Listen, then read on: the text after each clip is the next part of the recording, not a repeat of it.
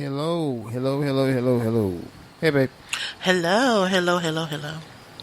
Welcome to another episode of Millionaire Thought, where we talk about things to affect the black community. I am Reggie O. And I am Mimi the lady. And what a lovely lady she is, as always. Bomb chicka wow wow. This is a show that I wanted to do a few weeks ago, but more important things came out. But after the VMA Awards, I think we gotta talk about it. What say you, babe? Yeah, I mean, we've alluded to it before. Yeah. But it never goes away. It just keeps going like the little bunny. It keeps going and going, getting worse, going and going. So, yeah. Yeah, it needs to be talked about. It's called the Ratchet Revolution. Because for some dumbass reason, America as a whole is infatuated with ratchet-ass behavior amongst black women. And for me as a black man, and the father of a daughter, by the way, that's not cool. What say you as a woman? I just want to get your brief synopsis on the situation. I just have one quick statement to say about it all. Don't lump me in that shit. Sorry, I know today's Sunday. Please forgive me. But stop lumping us all together, because some of us, no. I agree. No, I'll expand later in the show, but that's my sentiment as a whole right now. Okay. All right. So, and you know what would be cool though, if we could get some people. Mike would definitely be a person to call in because he's a father of 2 girls. Huh. Okay. Oh, that's some ratchet people. Any ratchet people out there, call in. Let us know. Oh, yeah. If y'all think this shit is cool, yeah, by all means. Unlike my wife, I'm going to cuss on Sundays, but that's just me. Anyway, how was your week, babe? It's been good. We missed last Sunday because, of course, It was MIL's birthday, mother-in-law's birthday. Of course, yeah. And then the week before that, we were in the country. Yeah, we were family reunion. For a family reunion. But it's good to be back, good to be heard. Yeah. Work is work. It's cooling off a little bit, praise God. Oh, yeah. That's about it. How say you, sir? Busy. Because, we're down a man. Shout out to Roland Brown. He is getting better. That's a good thing. Amen. Talked to his wife. His wife called in and told everybody that he's doing better now. Praise God. He's out of coma. And that's pretty much it in a nutshell. Just, with me staying until the end of his shift, which is 6 o'clock, which is cool. I don't mind. There's not too much happening at that time anyway. So, yeah. That's pretty much it, man. Being a team player, look at you. Hey, I have my moments. I don't hate white people that much. Well, just being honest. If someone be like, I can't I gotta pick my kids up.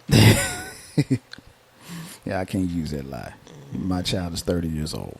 But anyway, let's go ahead and put this on here, man, the music. But, yeah. That subject, like I said, I wanted to do this weeks ago, but more important, more pressing subjects came up that was a whole lot better suited for the show came up.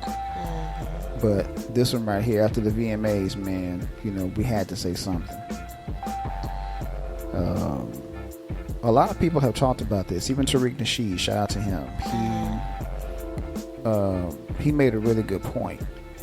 And we're going to talk about this a little bit deeper in the show. I'm sure you have something to say about it. He said that, it's known that she said that Sukihana said you knew who you was picking when you told me to do it in the first place. Right. And Tariq Nasheed said the same thing that I said. Yep, you are absolutely right. That's right. Them white people knew exactly what they were doing when they picked you.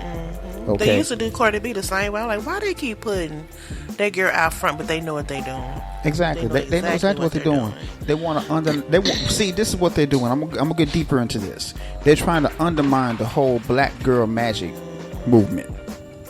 Which personally, I ain't got a problem with the black girl magic movement. Yeah, because black women are pillars of the black community, just like black men are. Say it. Say it again. So, but they're trying to undermine that with this ratchetness. That's why they keep promoting it. Y'all might have one, but y'all got 20 rats. You know, like they trying to do like a ratio divide. Yeah, you got your Stacey Abrams, but you got about 5 million Sukianas. And that's not fair. Like I said, don't lump us. Yeah, exactly. And that's not necessarily true either. I mean, you know, there are some ratchet people out there, but you know, we don't hold them in high regard at all, for the most part. I mean, at least I don't know anybody that does. Put it like that. But yeah, we're gonna get deeper into that conversation a little bit later on. Okay. But as usual, let's go ahead and get to these books to read. One book I'm going to have you expound upon because I never read it. You have. Books every black person should read at least once in their lifetime. First book I got up here is called Ain't I a Woman, by Miss Bell Hooks. Talk about it, baby. Ladies and gentlemen, if you never read this book, this is a book that pretty much, it didn't make me who I am, but it had a lot of assistance in doing it. I suggest that every woman, it's not too late to read it, but especially you have young women in your life, granddaughters, nieces, goddaughters, family, church members, whoever. This will be a good book to assist them with finding their own identity in this world. Mm-hmm. Our identity footprint is pretty much becoming, like the show topic, Ratchet. I mean, we are all pretty much lumped into, you can go to school, do the work, look professional, talk professional, get your degrees, get a job, married, 2.5 kids with the dog in the house, but you'll still be lumped as a booty shaking, thong wearing, ratchet, ghetto, hoe, bitch, slut, whatever. And that's not fair. But this book pretty much expels and show women that, yeah, it's nothing wrong. I'm not going to say it's nothing wrong because, like I said, I be trying my best to be hard. My husband don't think I can be hard, but I think I can be whored. No. And I do mean to say it like that, whored. No. But he don't think I can. No. But, you know, I think I got a little hood in me. I really do. We all do. When push come to shove, you don't know what you'll do in a situation. Precisely. But this book will pretty much let you know it's okay to be a woman first and foremost. Yeah. And it's okay to stand in your own truth and your own identity. Don't be embarrassed of who you are or what you want to be. And just like I'm saying, if you want to be ratchet, stand true in your conviction. And I think that's what Miss Sukiana is doing. She's standing true in her conviction. Because like she said, y'all knew I was like this from the jump. I'm not going to change for nobody. So, but with Miss Bell Hook, I would recommend this book to read, to talk about it. If you have a book club, read it. If you haven't already, have it to be in your book club. I'm sorry, I'm getting stomach, but her pen name is what they call it. Her pen name as she write books is Bell Hooks, but her government, as we call it, is Gloria Jean Watkins, and she has several books out there. Yeah, she does. But pick it up, ladies. I think, and men, if you have daughters, pick it up. See, maybe you can get a better understanding, because I know men be like, I just don't understand my daughter. Maybe this will help assist you as what she's going to go through and things she might endure and things that she would love to ascertain, and then you'll be able to pretty much, for lack of a better word, talk to her if she do come to you with these issues. So pick it up, ladies, and men. I will highly, highly recommend it. All right. That's a good one. So here's one that I've read. The Black Man's Guide to Understand the Black Woman by Sister Shahrazad Ali. There's a section in this book where Sister Ali talks about how men should, if you got a woman that just flat out just won't listen or just won't listen to you or take any kind of direction from you, like a Sukihana,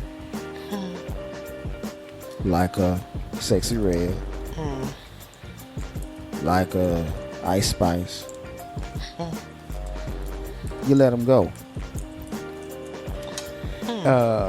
You keep it moving, because the only thing that, and now if you want that kind of woman, hey man, knock yourself out.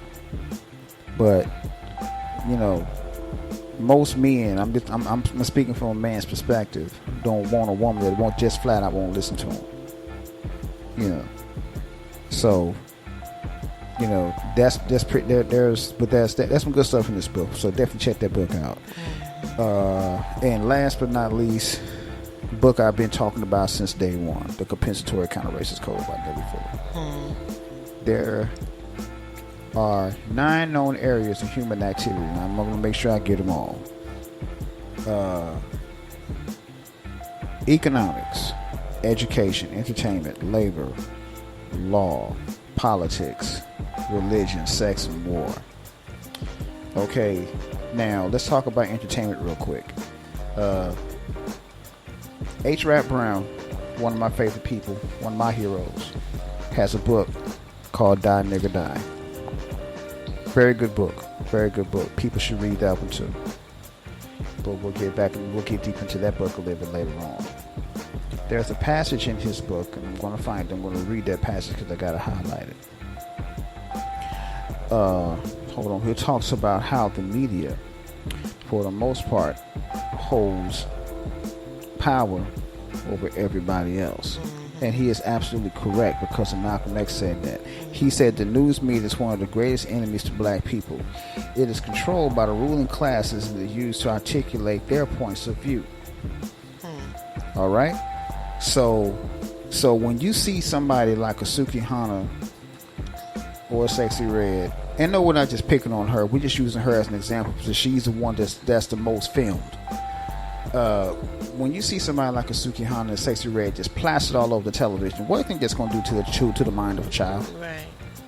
They'll think it's cool, like it's okay, like, you know, well, okay, no.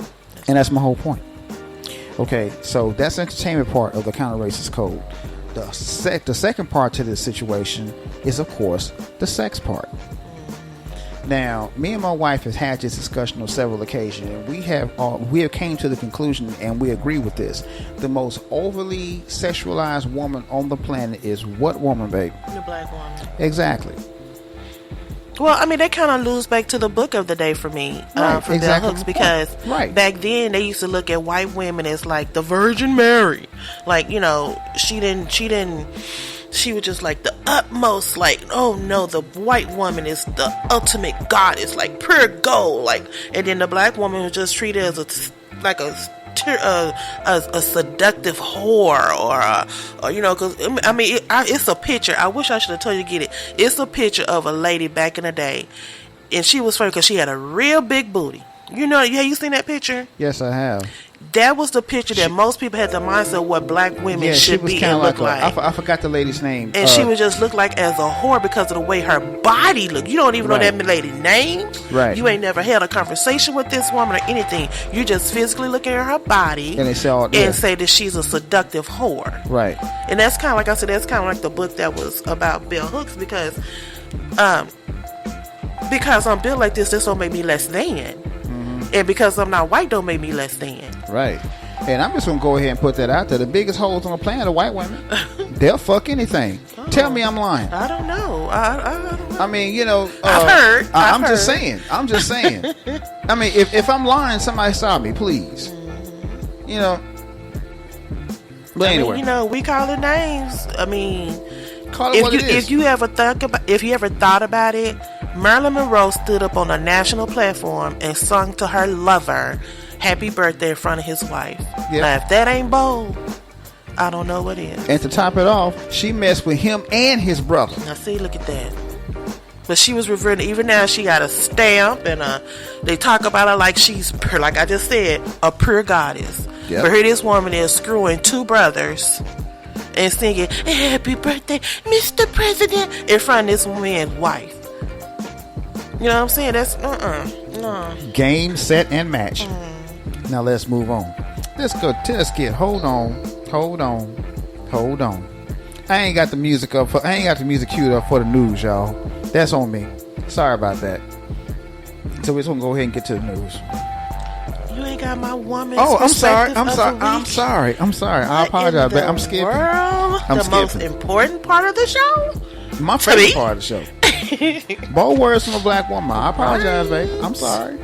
It's on me. That's on me. Correct. Okay, who you got? We got Sister Harriet up here. We got Sister Harriet Tubman. You know what? A little bit of a history note. There was a I don't know if you remember this or not. Way back in the day in the 70s, there was a made-for-TV miniseries movie called A Woman Called Moses. You remember that? Yes, sir. That was about Sister Harriet Tubman. Absolutely. Yeah. And you already know who played Sister Harriet. Oh, yeah. Who was it, baby? Go ahead, put a name out there. When they see what's her name? Sis. Go ahead. Is Cicely? You're right. Cicely Tyson. Yes, exactly. Yeah. Exactly. Cicely. I don't know why I was going to say Sistine. Cicely Tyson. Yes, indeed. Yeah. And that was one of her most revered roles. Absolutely. Even though she was in Roots and stuff like that, but that one that carried her forward. Yeah, that carried her forward. That's one of her most revered roles right there, man. Yeah. She played Sister Harriet Tubman in the movie. Absolutely. Yeah. I remember that like it was yesterday. We sat there glued to the TV watching that show. Mm-hmm. Me, my mother, my stepfather, and my sister. We sit there and we watched that show. All the episodes, and we loved it. And they trying to get rid of that type of history. How dare you? Anyway, babe, what you got for the bold bird? Okay, the reason why I chose Sister Harriet Tubman today because in Black history, September 17, 1849, Sister Harriet Tubman, who was born under the name Araminta Ross, escaped slavery from the Papa Neck plantation in Maryland with her brothers, Ben and Harry. But shortly afterwards, her brothers changed their mind about the escape and returned to the plantation. Shout out to her for even taking that chance to escape. I really don't have much to say about her brothers. I guess, sometimes people just can't deal with freedom or like that. Like now. Like that comfort zone of being, for lack of a better word, comfortable. But I don't know how you being comfortable where you getting up at crack of dawn, picking cotton, strung up if you don't say the wrong thing, whipped up if you do the wrong thing, treated like a sex toy if you was big and buff to make more slaves, but to each his own. But shout out to Sister Harriet Tubman today, because on this day in history, she took the chance to escape slavery. And there were several other things I wanted to mention today as well.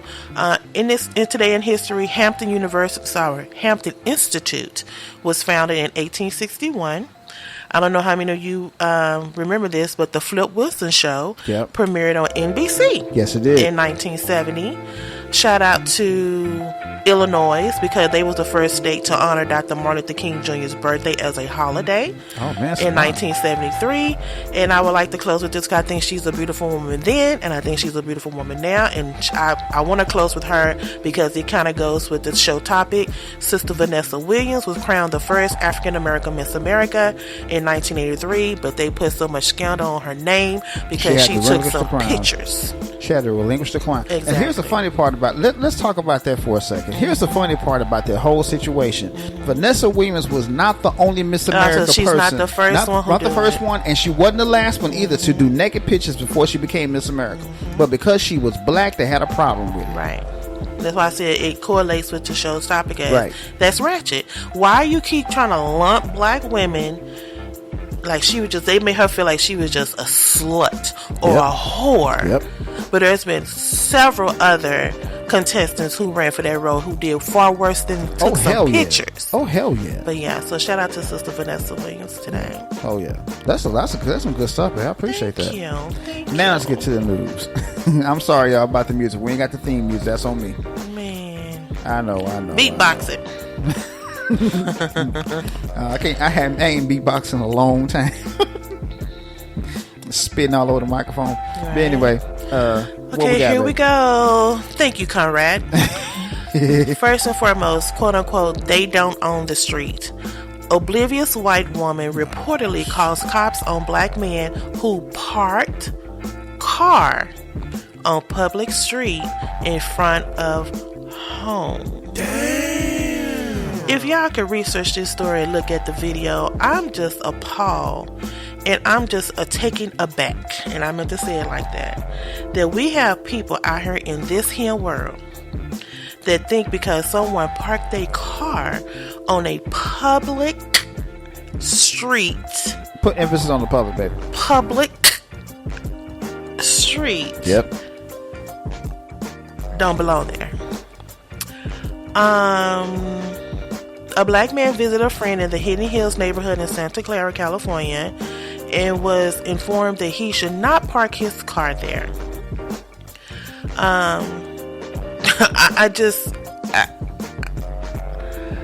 This lady rushed out her house. Please don't park your car in front of our home.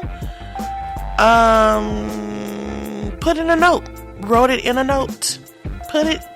Had the audacity to walk up to this man's car and put the note on his car. Wow. Because she parked in front of his home. If you live on a public street, it's just so much in front of your house, especially you have guests, that people can park. Yeah. So maybe his car maybe overlap a little bit in front of her house. I'm a little taken back about this story because I know some people, I'm not going to say no names, but they're in my family and they have a home. And they have problems with people parking in front of their home. And I'm thinking, like, if I'm your neighbor, if I come to you and say, hey, I'm going to have a couple of people over, do you mind if I park in front of your home? I mean, I think that'll be the courteous thing to do. Right. But if they just lap it a little bit in front of your house and you see that other cars in front of my house, wouldn't that make you think, okay, he's probably having a gathering. I'm not having anybody over today. That's fine. Now, if they park in your driveway, that's different. Or if they block your driveway, that's different. Yeah. But if they park in front of your home, I mean, so would you say the same thing? Somebody's car break down in front of your home? They probably would. But my car won't move. It's done broke down. Yeah. See what I'm saying? I don't know. Hey. What say you? I have actually been in a similar situation. Somebody left you a note in your car, said, don't park in front of my house. No, they came outside. Oh, my God. And told me not to park my car. I'm like, wait a minute. I'm over. Now, mind you, I'm across the street. Okay? I'm way across on the other side of the street. All right? I was going to see my cousin, a cousin of mine in Oklahoma City. A white lady, of course. Came out and told me not to park my car there. I'm like, I'm over here on this side of the street. I'm not anywhere near your house. What is your problem? If you park in front of if you stay parked there, I'm going to call the police and have your car towed. I said, go ahead. I called her bluff and she didn't do nothing. So, but anyway, yeah, I've been through that before. But my whole thing is this right here.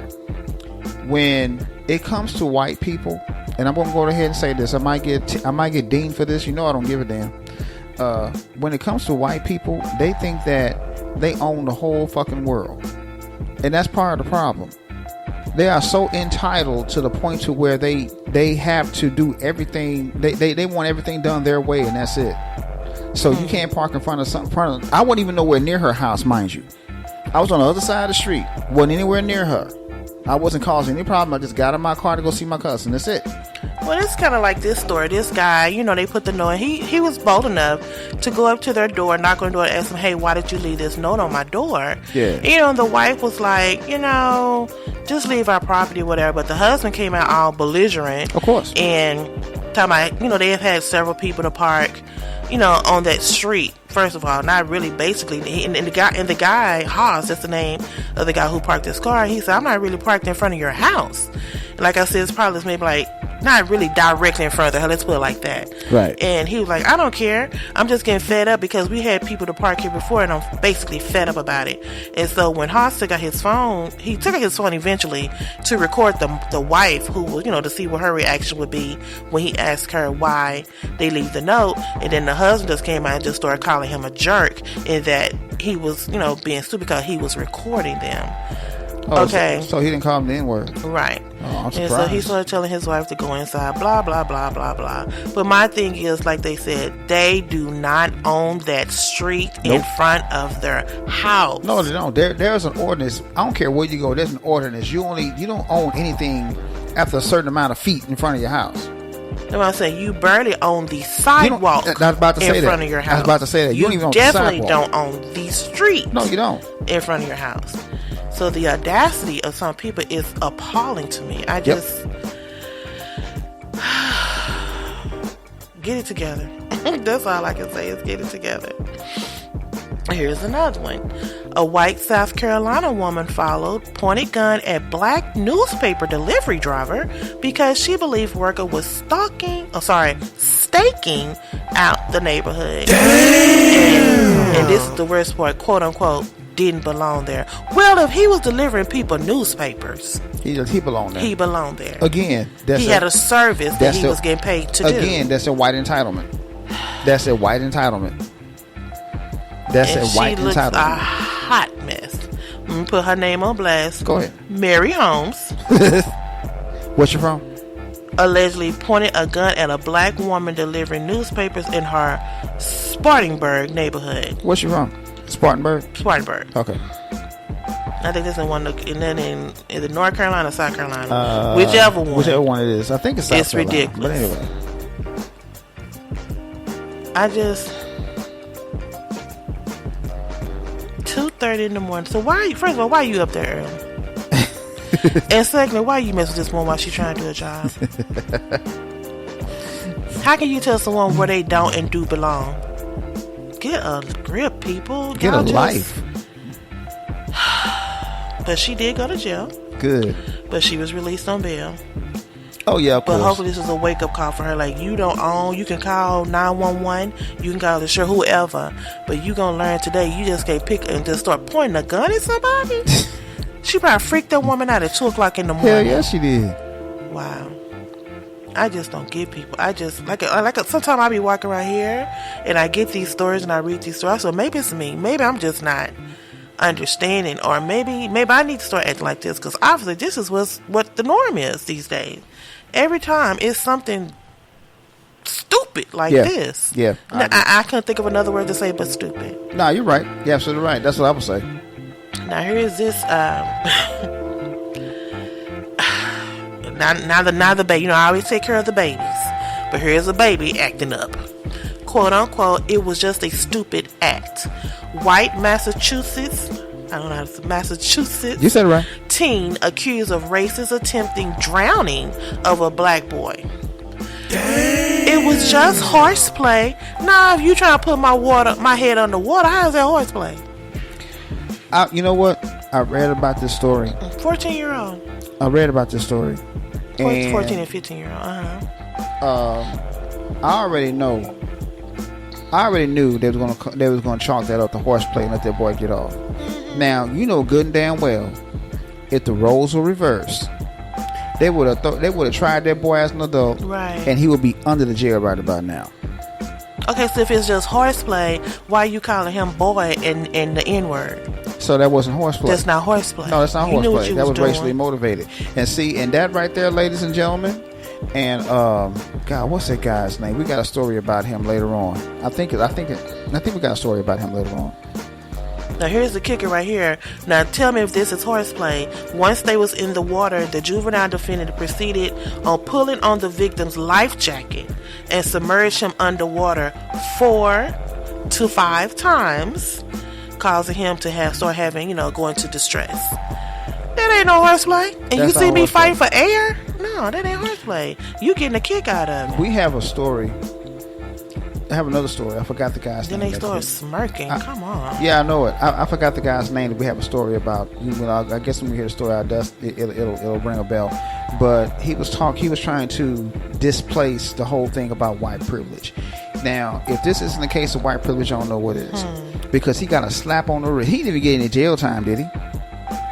He in court looking like a donkey. Like, they call us donkey, let's call him. They call us monkey, let's call him donkey. And he's just sitting there looking like, I don't know what I tell you. His lawyer put him up to that. He said, "Look as pathetic as you possibly can." Got a little suit on and everything. Play the same thing that Kyle Rittenhouse did, and get off of it. Right. And get off He of probably it. will. And that's exactly what he did. He probably will. Unbelievable. He got off I with don't attempted know. murder. That's Yeah. pretty much what that was. I'm gonna call it what it is. They getting this from somewhere people. I said they were 14 and 15-year-olds. You just don't sit up in your room and be like, you know what, I'm gonna call my black friend or this black guy I see down at the lake. Tell him, hey, let's get in this water and play, and then we just gonna have horseplay, and then when we get in there, I'm gonna pull him underwater 45 times. No, no, man, no. No. Missing with that one. Try again, bro. No. No. Well, moving on. Moving right along. Quote unquote, they're not going to stop us. The Gullah Geechee Islanders challenge new zoning change that could face black ancestral homeowners off their land. Damn. I've heard about Geechee, and I really got him a little taste of it and started reading more about it, because I don't know if you know or not, but I like looking at the Food Network channel. Well, and there's a chef on there by the name of Miss Brown, and she is from there, and she talk about the Geechee people all the time, the Gula people and stuff like that.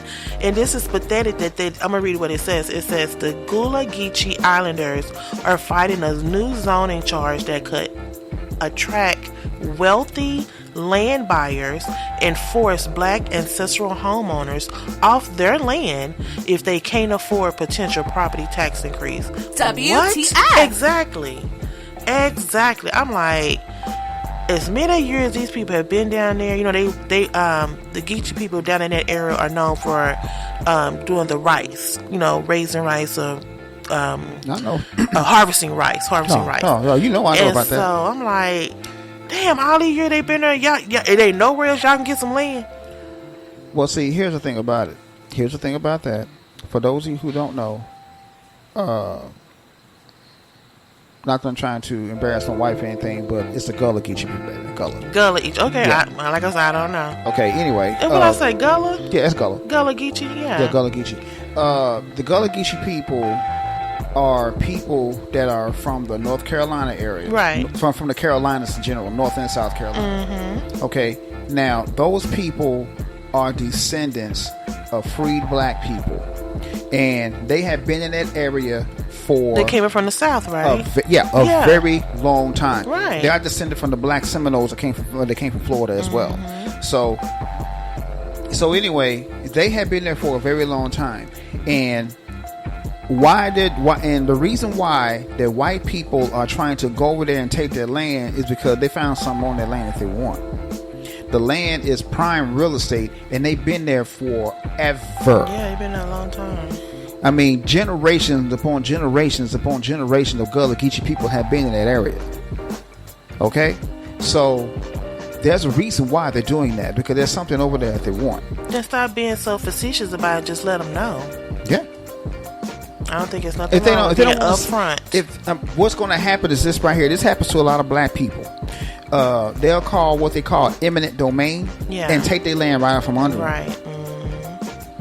Well, I'm glad they come together and trying to stop it, because just stand strong and stand true, and just don't let them run over you like they normally try to run over everybody. Of course. Yeah. I'm with you on that one. That's definitely crazy.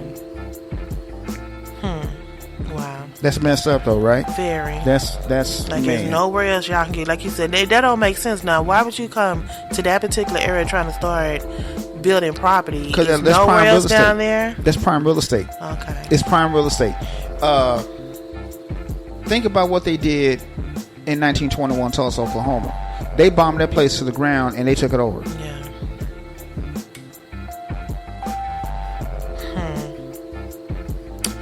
Well, I hope this case work out in their favor. They can keep the area that they have known for many, many years.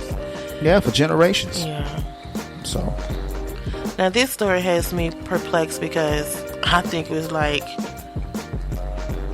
black on black crime, for lack of better words. But, quote unquote, this monkey doesn't know how to toss salad.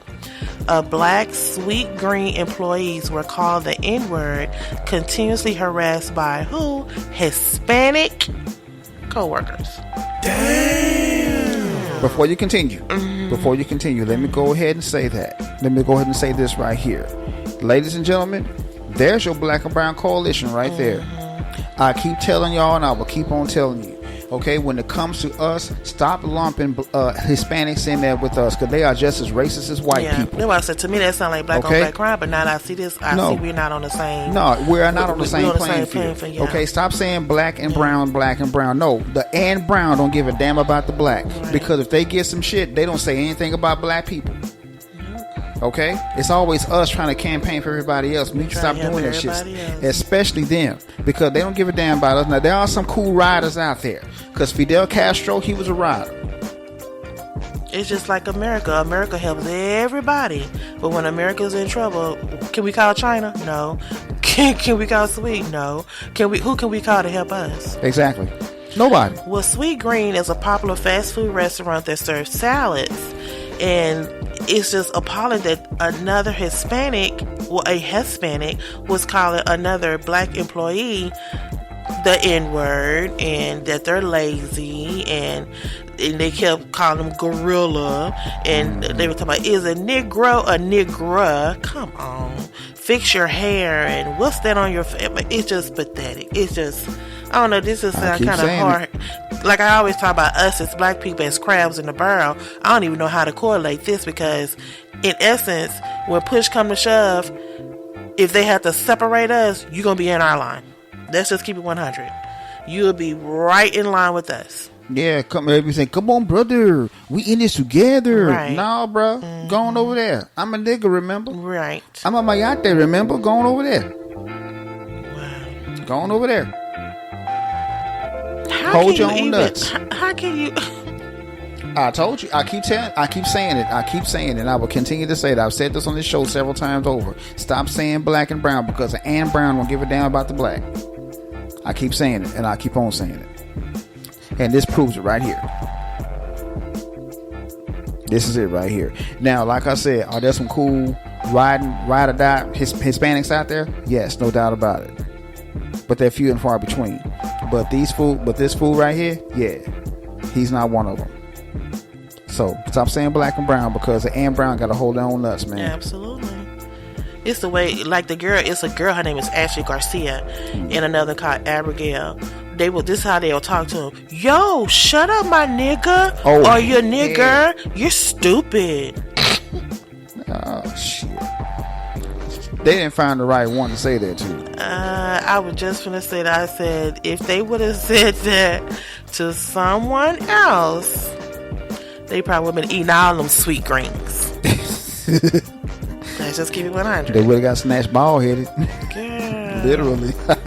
Jesus Christ. I don't know. Sometimes I just be like, so does that make you better? Because you done came here and got like a little bit of notoriety and you think because you working somewhere, you know, for a long time they were considered like the lowest of the totem pole. Let's just keep it 100. Yeah. And now you can get a little notoriety, probably a little bit of money, got a decent car, live in a nice neighborhood. Now you try to call somebody out their name. What they used to call y'all Spinks, and all that. Wetbacks. Yeah. Used to be 1 million y'all in the house and 1,000 of y'all in the car. Yeah. You know, y'all had the worst reputation in the world. Yeah. And now you have the audacity to try to call somebody out their name. And black a derogatory people. But here's name. the funny part about this, Wow. though. Here's the thing about this. Number one, September is Hispanic Heritage Month. It is. It sure is. Yeah. Mm-hmm. Okay, that's number one. Mm-hmm. And number two, when it come down to Hispanics, we help them out a lot. Yeah. Definitely. That's what I'm saying. How did we go from building each other up and now we're using derogatory words toward each other? Yeah. How did we get here? Exactly. Moving on. Moving right along. What we got? Now this right here, I'm trying not to laugh, but it's ridiculous. These old people are just killing me. What happened? But he's not really that old. He's 47 years old. Quote unquote. I'm killing me a nigga. Oh. A man from Maine said he wanted to kill any black person that came out of his neighbor's home. Damn. 47-year-old Maine man is facing federal charges for making threats against his black neighbor. Now, we've done several stories on the show where the neighbor just don't like one neighbor don't like the other neighbor because their color of their skin. But Brother Charles Allen Barnes right here of Lewiston, Portland right here. Okay. Well, Lewiston is like 36 miles outside of Portland. He just said he got fed up. He don't care who. He didn't even care if it was the son, the mama's boyfriend. He just wanted to kill a nigga. Now, they really don't say what brought this on, but they said that he used a internet-based multimedia messaging service to send the threatening voicemail to the young lady. WTF. You're sitting in your car or truck in front of this person's house and sent this on, for lack of a better word, social media. What you think they gonna do? You think they gonna open the door or they gonna call for protection? Well, I've said this on several occasions, and I'm going to go ahead and say it again.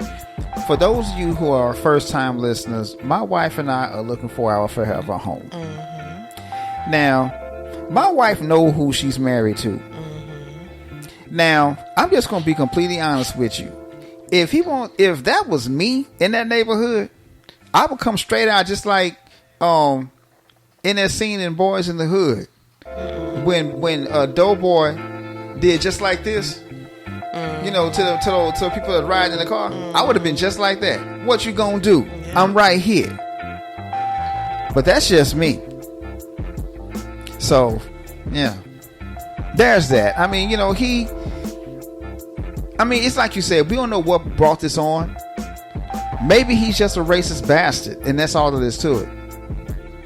What say you, babe? But what's so funny is now he's trying to play Potter, and this is what he said. I'm going to read what he said. Ever since the story put out by the Maine's Attorney General came out about me, my life has been hell. That's between consistent tampering with my car, harassment from a few customers, eviction, death threats. Charged and convicted are two separate things, but no one cares. I don't care if you charge or convict. You never should have did it. You never should have picked up whatever device you used to send a message. So now you're getting the repercussions, my friend. Yeah. And the repercussion, he's going to face 5 years in federal prison. Oh, he got into. But let me go ahead and clap that up. I was just going to say, I always say this on the show. Tell your bunkmate, which is going to be your neighbors per se, that you want to kill a nigga. Yeah, go ahead and do that while you're in the prison, while you're in the pen. I can pretty much guarantee you, Bubba and Ice Pick, man, they going to stick his ass in more ways than one of my ass. Go down there acting like that. I think I want to kill a nigga. Go ahead, mister. Okay, go ahead. Don't drop the soap in the shower. Boy, I tell you, some people, they don't even think. I mean, I know your frustration here. I get frustrated too. But I'm not finna go and tell them, I want to kill a hunky. I want to kill, no. Yeah. No, that's disgusting. Or what my stepdad would say, I want to kill a peckerwood. Right, yeah. That my daddy, right, it's just, ugh. Now I'm going to talk about your favorite person who I really don't want to do this story because I really don't give a damn, but it is in the news, so we have to talk about it. Hold on, let me guess. It's not Ben Crump. Little Timmy. Oh, no.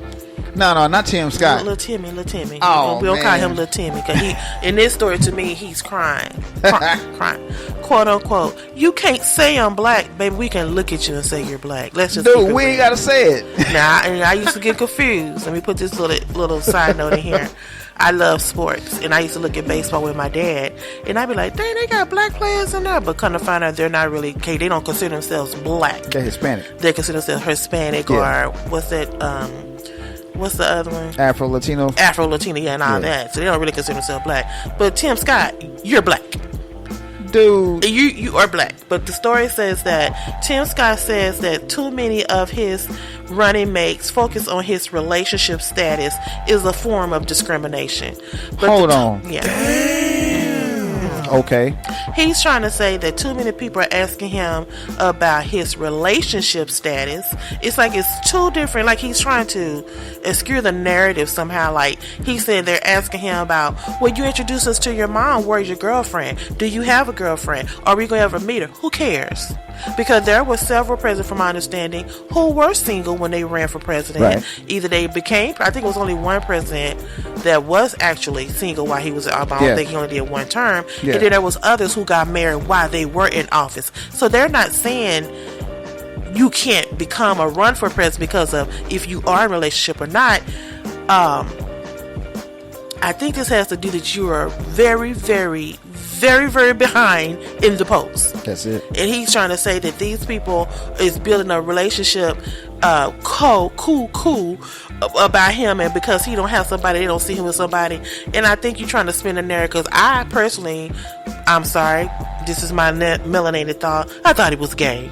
I'm just gonna keep it 100. He probably is. And I think he just used it. It kind of reminds me of Cory Booker. I remember when Cory Booker was running. Then all of a sudden, he started dating Rosario Dawson, which I thought was his beard. That's the lady who played like, the beard is. And I think this is the same thing with, if you don't have somebody, little Timmy, that's fine. That's okay. Don't nobody if really you care. have a Brian or a Stanley, say that. Don't be embarrassed. For real, live in your truth, as my wife said earlier. And now earlier. he's trying to say, hey, this must have been discrimination because they see I'm black. Boy, you are black. And I meant to say, boy, you are black. keep it 100. You're just behind in the polls. I mean, he's doing very well in Iowa, which is kind of weird. Kind of weird because it's like Trump, DeSantis, and then him. Yeah. But like in the overall poll, he's down. Like I think Trump is 53, and I think he like 2. Oh damn! You know, so I think he's just trying to keep his. I don't know what he's trying to do here in this story. That's why I said I really didn't want to say anything about it because it's so weird. Yeah, it doesn't make sense. Either you black, you gay, you in a relationship. Who gives? Nobody really care. No, I mean, bottom line, nobody really cares. No, they don't. Because I know nobody I don't. Really cares. I know I don't give a damn. I ain't voting for your ass anyway. But that's just me. So correct. Yeah. But anyway, I'm gonna take a deep breath on this one right here. Hold on, let me ask you this. Does it involve a child? It does. Oh, damn. It does. I don't know how many of you have seen the disturbing video out of Atlanta. Oh, yeah. But disturbing video shows a school employee knocking autistic 3-year-old to the floor. Damn. And then picking him up and carrying him upside down. What? Give me a moment.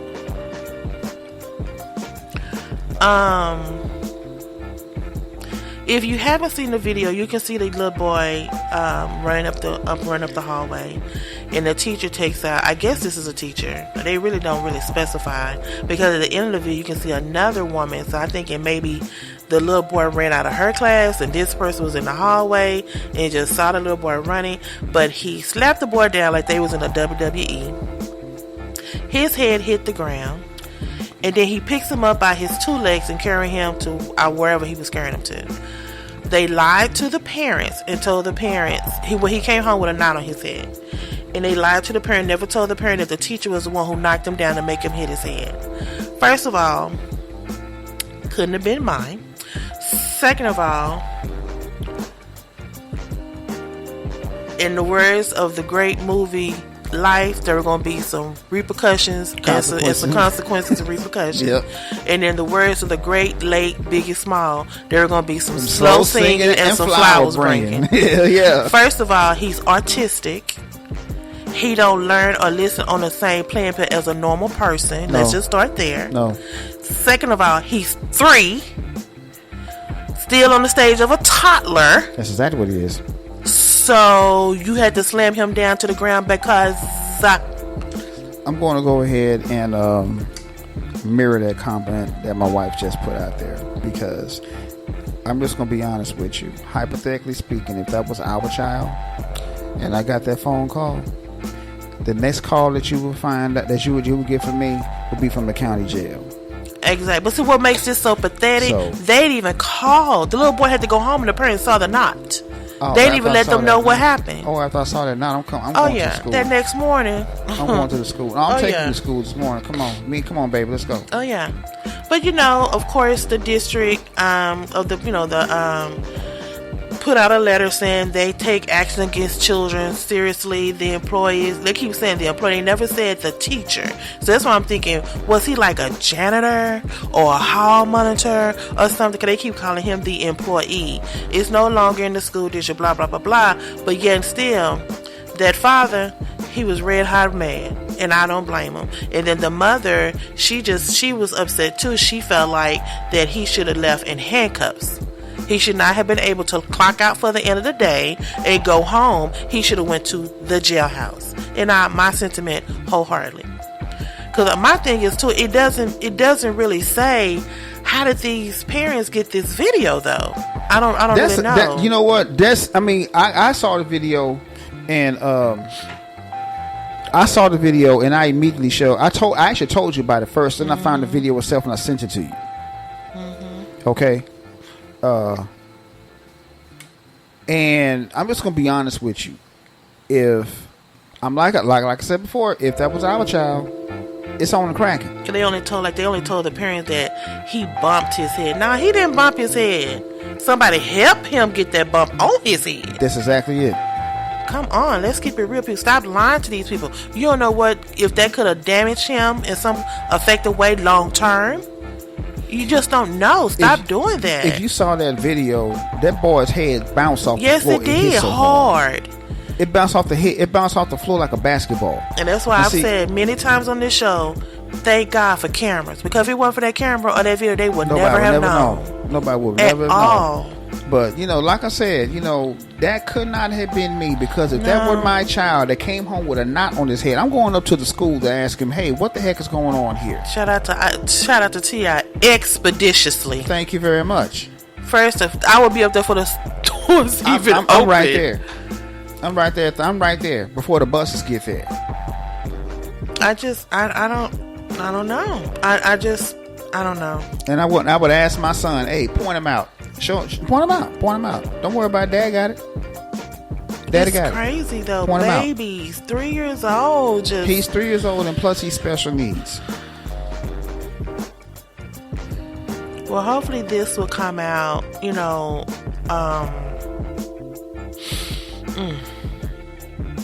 will come out in the favor of the parents,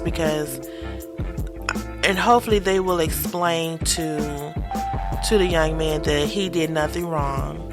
It was just a grown person being a bully. Pretty much, he was being a bully, and whatever frustrations he had, he took him out. He took it out on that sweet baby that day, and I hope there's not no damage and effect health wise as well. He shouldn't have done that. Now, this is one of the stories. I think you and I talked about it. This is 2 more stories that I put in. I don't think I sent it to you. Go ahead. But, of course, we've talked about it on the show before. But the young man who was shot for going to the wrong door. Oh, yeah. Brother man's going to go. He's going to trial. Oh, he's going to trial? He's going to trial. I believe he's like 84 years old. Hopefully he can stand it, but he is going to try. And I hope they give the young man justice, because he did not deserve to be shot because he just inadvertently went to the wrong door. To the wrong door. I mean, and rang the wrong doorbell. That could have happened to anybody. But what got me about this story is that the 84-year-old put his name out there, Andrew D. Lester. Come on now. He shot 16-year-old Ralph Yarl. But when he shot him, when he realized he was at the wrong door, he turned around. He was walking away. Old boy shot him in the head. And then he came outside and shot him again. See, I never knew that part. I thought he just shot him one time through the door. But they said, no, he came outside, shot him in. The boy was turning around, leaving. He shot him in the head, and then when he shot him again. Baby, you need to be under the jail. There's no reason for us to even have a case or a trial. Come on, he's that guilty. Was deliberate. He's guilty. That's deliberate. Yeah, that's deliberate. I'm sorry. Because shooting somebody through a door is one thing. Right. And then you're going to step outside and shoot him again? That's pathetic. That is just... Now, granted, he was not inside your house. He was outside your house. Mm-hmm. Turned around, so it's clear you shot him in the back. Mm-hmm. No, he shot him in the head. Yeah, well, in the back of the head. Yeah. You see, shot him in the back. You shot him in the back of the head, and then you don't turn around and shoot him again while he's down. Yeah. Nah, man. Nah. That's soulless. You do not have a soul. You killed the child. A 16. Well, no, he lived. Oh, okay. You shot a child. He shot a child. Yeah. But then his grandson or something come out and say that he was racist in the first place. Yep. Mm-hmm. That I believe. Yep. Yeah. So hopefully this trial won't take long, and that the jurors will do the right thing. Please, don't look at his age. Do the right thing instead of the white thing. Exactly. Thank you. Say it again. Do the right thing instead of the white thing. I like that. Yeah. Now I want to close with this story because this story kind of touched me a little bit. All right. Cause y'all know how I feel about Obama. We had lunch today at Black Eyed Peas. Shout out to Black Eyed Peas. Yeah. We went to church and went out to lunch. Their roast beef is off the chain. We were just talking about how all this controversy in the political realm is pathetic. Yeah. One of the issues that we brought up was Brother Biden's son. Yeah. Why they attacking this man? Because he bought a gun when he was on probation and they found a little cocaine in his backpack. Who cares? He's not even a political candidate. No. But my thing is, we brought up to kind of pair off each other when Obama was in office. Yeah. They did everything they could to find a mistress, outside kids, whatever. Right. But the thing that done came out that has touched my heart. I'm listening. An alleged lover claims he was intimate with the former president twice. Damn. To me, when all this came up from Trump about his birth certificate, I know he didn't have to, but pretty much Obama became an open book. Because everybody was looking and searching and searching for something on this man. Yes, some people believe there is no way he can be squeaky clean as he appears to be. Some people said that Michelle acted more masculine than him. Whatever. But why do people wait so long and still try to put dirt on your name? This man is considered a public citizen now. He's not president. He will always be President Obama, but he's not in that official role anymore. It's the same thing with Bill Cosby. Y'all know how I am about my black women. Hear me roar. But why y'all waiting 15 and 20 years? Here's another lady that came out against Bill Cosby, accusing him of raping her or drugging her. Oh, Lord. But this story here about Obama, was this even necessary to make national news? Well, it's the same thing. It's the same thing that they did. If you remember, now remember back into your history. It's the same thing they did with Dr. King. Mm-hmm. Okay, they're trying to discredit him and make him feel like he was bad. And now they're trying to do the same thing with Malcolm X. Okay, they're trying to say that Malcolm X was homosexual, and there's no proof of that whatsoever. And they tried to say about Dr. King, that he was messing around with his wife. Mm-hmm. Okay. Mm-hmm. I mean, hypothetically speaking, even if he was, so what? Hypothetically speaking, I'm not saying that he was, I'm not saying he wasn't. But who cares? My deal is this right here. Mm-hmm. Let's just go with it and say that the accusations against President Obama is true. Let's just say that. Let's just say that it is true. Do you really give a damn? No, and Ben, you got to consider the source also. Yeah. Because the man Larry Sinclair went on who? Tucker Carlson show. Shit. And Larry, who has been convicted of a wild array of crimes, including fraud, oh, come on, man. Come larceny, and forgery. Come on. This man, so in other words, he's a professional liar. Has said that, and at this time, Barack was just a politician. He wasn't really the president. Said that he's been physically intimate and that they did drugs together. Who cares? Who haven't? Well, some of us haven't, but who cares? Who hasn't? Right. And you're bringing this up now because now he's trying to say he think Obama is bi. Again, who cares? Why is this coming up now? For real, why bring it up now? He ain't even president anymore. We as a society need to get our people families. If you want to hurt somebody, like you said earlier today at lunch, talk about somebody's family. You will see the true essence of their control of emotions. Right. People don't like you talking about their family. You can tell in Biden's face right now, what they're doing to his son is literally eating this man alive. Of course it is. And I don't blame him at all. Just like you said today, if something happened, they'll probably try to get me or your mom. Mm-hmm. Or my sister. Or your sister. So that's pathetic. Leave this man alone. Yeah. If you want to do a little cocaine, okay. If you about a gun, okay. But like I said too, he's the son of a president of the United States. Okay. Who probably get death threats on a regular. Of course. So some of them threats might trickle down to him. Now, so is he not supposed to protect himself and his family? Now let me say this real quick. Let me say this. I'm going to go ahead and say this. Am I a Joe Biden fan? No. But I will say this. That man's son has nothing to do with how he's running the country. Exactly. I don't give a damn about what he's doing. He could go rob a bank as far as I'm concerned. I wouldn't give a shit. That's his business. That has nothing to do with his dad running the country. Right. Now, if his dad was driving a car, that's a whole different story. But what his son does has nothing to do with anything else. Remember we were talking earlier about those Bush girls. They were doing some debaucherous shit. Oh my God. Up in the White House. Right there in the damn White House. And what did they do? What did they say about that? Oh, that's just some girls being girls. Right. They're just young teenagers. They're being teenagers. Party, they in college. That's what you do in college. No. A lot of us didn't do this in college. Sorry. Thank you. Call me L7 if you want to, but I didn't. Yeah, hey. I like being a square in college. I sure did. I was square as hell. I was a square peg in a round hole. You damn straight. I was. I really was. And I'm proud of that square pegness too, because I ain't got no bad habits. Yeah. No vices.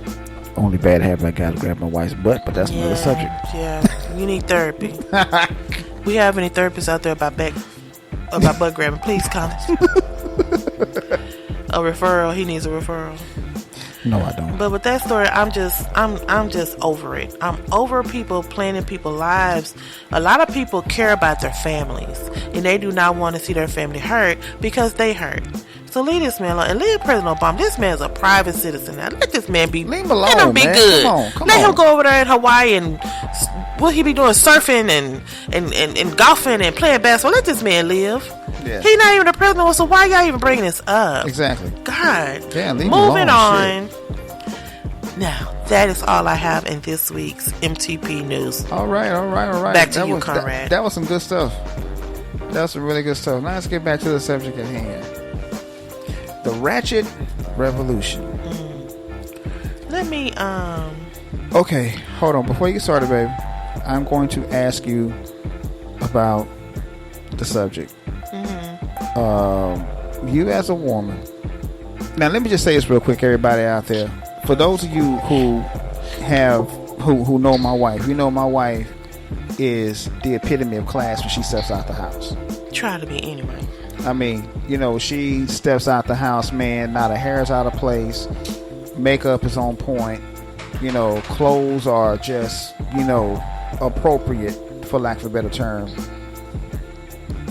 And she exudes femininity. You know, I'm just gonna go ahead and put that out there. I like watching her walk, but that's just me. Yeah. But anyway, she exudes class. And then you turn on the television and you see Sukihana tooting her ass up all in the air.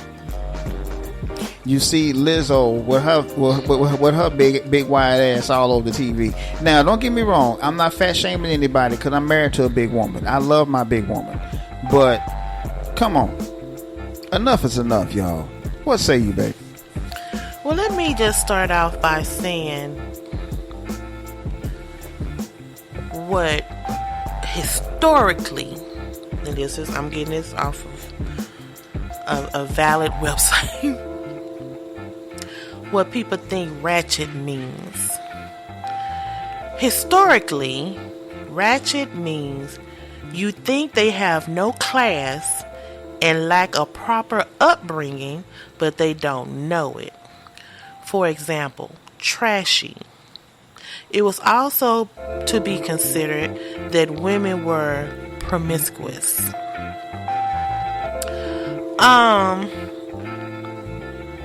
Supposedly this is a slang word that was brought up in the hip-hop culture to show derogatory words toward uncouth women who possibly have a Louisianan dialect.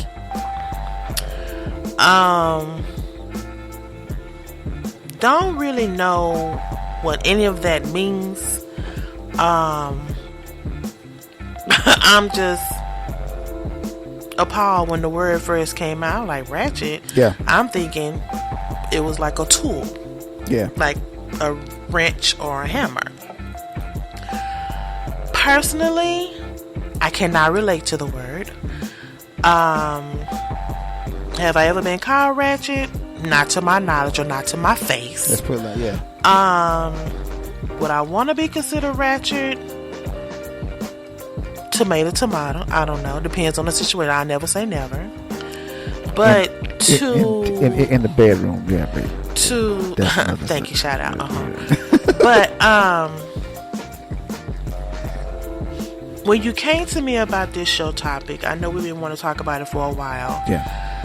We just can't keep saying it's Sukihana. Nah, this wretchedness is running rapid everywhere, like a wildfire. I'm just using her as an example because Exactly. she's the most prominent one. If you had a chance to look at the VMAs, Oh my God. this baby got down on her knees. Like a dog. And I don't know why. And after that, the headlines of the day was black bitches looking horrible at the VMAs. Pretty much. I don't know. But in her defense, like I said, we keep bringing up Sukihana. I know I do personally. She pretty much told her she gonna put it on the floor. Yeah. And when she got in front of that, what they call the step and repeat, where all the cameras was and the videos was rolling, she put it on the floor.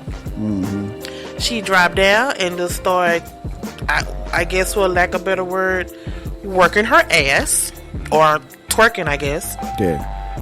Looking back at the camera, licking her lips and all this, making it pop, Let's go back. She was already over on the pond talking about she wants to get her pussy stretched And and she want to eat some ass or get her ass at something like that. And then here you are, not even a couple minutes later, acting a plumb fool at the VMAs, which is supposed to be one of the most prestigious awards, But she said this was her first time going, and this is how you react. This is how you act. And the only thing you can do when it came out, because I've seen some questionable outfits at the VMAs. Oh, yeah, I'm like, no doubt about some of it. these people should just came pure naked. Yeah. But I guess by her putting it on the floor, she stood out from everybody else. Yeah. But she said, y'all invited me. Y'all knew who I was. Let's go back to the pond story. She's on that Love and Hip Hop, acting a fool on that. But she said y'all knew who I was. So do we fault her? Because Here's the deal. she's holding true women. She's holding true to her conviction of this is her. Or is it all a facade? But can we really blame her? Because she told y'all invited me. I have not changed. Since I've been on this platform, it's been the same. Whatever this term for ratchet is, or however you want to call it, this is me. Here's the deal with that. And we talked about this earlier. She is absolutely correct. She knows that. And these white people knew exactly what they were doing when they put her out there. They put her out there to negate that whole black girl magic movement that's been going on. Right. Now, I know for a fact that you're all about that. I am. So, the thing of it is, man, well, let's put it like this. Two sisters, two black women, won the U.S. Open. Passing of the torch, for lack of a better term. Serena Williams, now some other young sister has Coco it. Graham. Yes. 19 years old. 19 years old. Doing her Thug Thistle. But it got overshadowed by Sukihana. You see where I'm going with this, right? Okay. Why did Sukihana's antics get overshadowed by this sister taking over the tennis world? Because of the, like you said, the ratchetness. Because they felt like by putting her on headline news that they were going to be able to get more clickbait, if that's what you call it, over showing this 19-year-old precious lamb who gave so much homage to Serena Williams, who was the baddest in the tennis game. No doubt. When she retired, and here this little one just stepped right back in her place to keep that black girl magic train rolling. Exactly, and that's exactly what I'm going on. But the best thing y'all can talk about is Sukihana up here shaking and licking and gyrating at the VMAs. Yeah. I can't. I'm telling you. I'm I telling can't. you. Stop lumping us. All of us do not act like this girl or any other person that act like this. All of us put on clothes. Hell, you got the body, wear what you want to. I don't care what you wear. But sometimes decorum is a must. Here's the deal. And I was going to bring this up too. And I'm going to go ahead and bring it up now. When who do I want to pick on? Let's pick on Madonna's old nasty ass. Okay. And that's ratchet to the fullest. Thank you. Nobody said anything about nothing. that. They said nothing about that. That's number one. And number two, when some years passed, I think it was Miley Cyrus or somebody came out half-ass naked. They pretty much said, okay, that's just her being young. Mm-hmm. But the second you see a Sukihana come out, all of a sudden she's being nasty. We know what she was. But that's another subject. But the thing, my whole point is this right here. When it comes down to white women doing it, what they say, what they say is this. That's her doing that. That's her artistic expression. Thank you. That's exactly what they were saying when Madonna came out with that pointy bra. Remember that shit? Mm-hmm. When she came out with that pointy bra, all of a sudden she's expressing her artistic self. So let me ask you this: with her in the corner bra and Lil' Kim with the pasty, what's the difference? Exactly my point. That's my whole point. Skin color. That's exactly it. See, Madonna had the complexion with the connection for the protection. Lil' Kim, Foxy Brown, and all the rest of them, if they see one black woman doing it, all black women do that. And I know that's a lie. I know that's a lie. And you know that's a lie. Because you're a black woman. Of course. And I take pride in that too. But my thing is, why all of a sudden are we called black bitches and getting lumped in the same category? That's just the way it is. You know what I'm saying? It just doesn't make sense. I was going to parallel off of this for just a second. Yeah. I really don't know why Kamala Harris had a hip-hop gathering at her home. No, well, let's talk about that. And then they showed her, I guess, up there, quote-unquote, trying to get her boogie on. And she was dancing like a stiff surfboard. I thought to myself, she's putting on for... I'm just playing like devil's advocate here. She was putting on for the cameras. But I bet you when them doors closed, she probably Sukihana. I'm just saying she ain't. I'm not gonna say she ain't. But see how they made that narrative? They were just like, look at her, she's so still, she's so still. Why is it so necessary that we have to announce things like this? Okay, she had a hip hop party, and then when she got up there, she didn't really know what she was talking about hip hop. Let's keep it real. No, she didn't. And then she started, I guess she called herself grooving to the beat, and she was just out. But it was hilarious. Yes, yeah. But when you look at Sukihana getting her box on to the beat, y'all say it's straight ratchet. What's the difference? Oh, because she was on her knees doing it and shaking one booty cheek, one booty cheek, one booty cheek. Wasn't Kamala swirling her hips back and forth? Oh Lord, that's what you want to call it. That's what I'm saying. How you said that? Okay, Sukihana was swirling her hips back and forth. What's the difference? My whole point is this right here. Number one, Kamala Harris was just putting on for the camera. That's what I said too. That's number one. Uh-huh. And number two, Sukihana was just being Sukihana. That's what she said. Plain and simple. So because we know good and damn well Kamala Harris probably don't know shit about. Well, we already know she don't know shit about hip hop. We know that's kind of obvious. That little bullshit speech she gave. Okay. And talking about she used to listen to a Tribe Called Quest. She was in college. Now I did too. I don't see how she did that, being that she graduated college in '84. But anyway, when they came out in the '90s, yeah. Tribe Called Quest. She went to school a long time, so. No, she didn't listen to no Tribe Called Quest. She was in college. Bullshit, and you know it. Anyway, my point is this right here.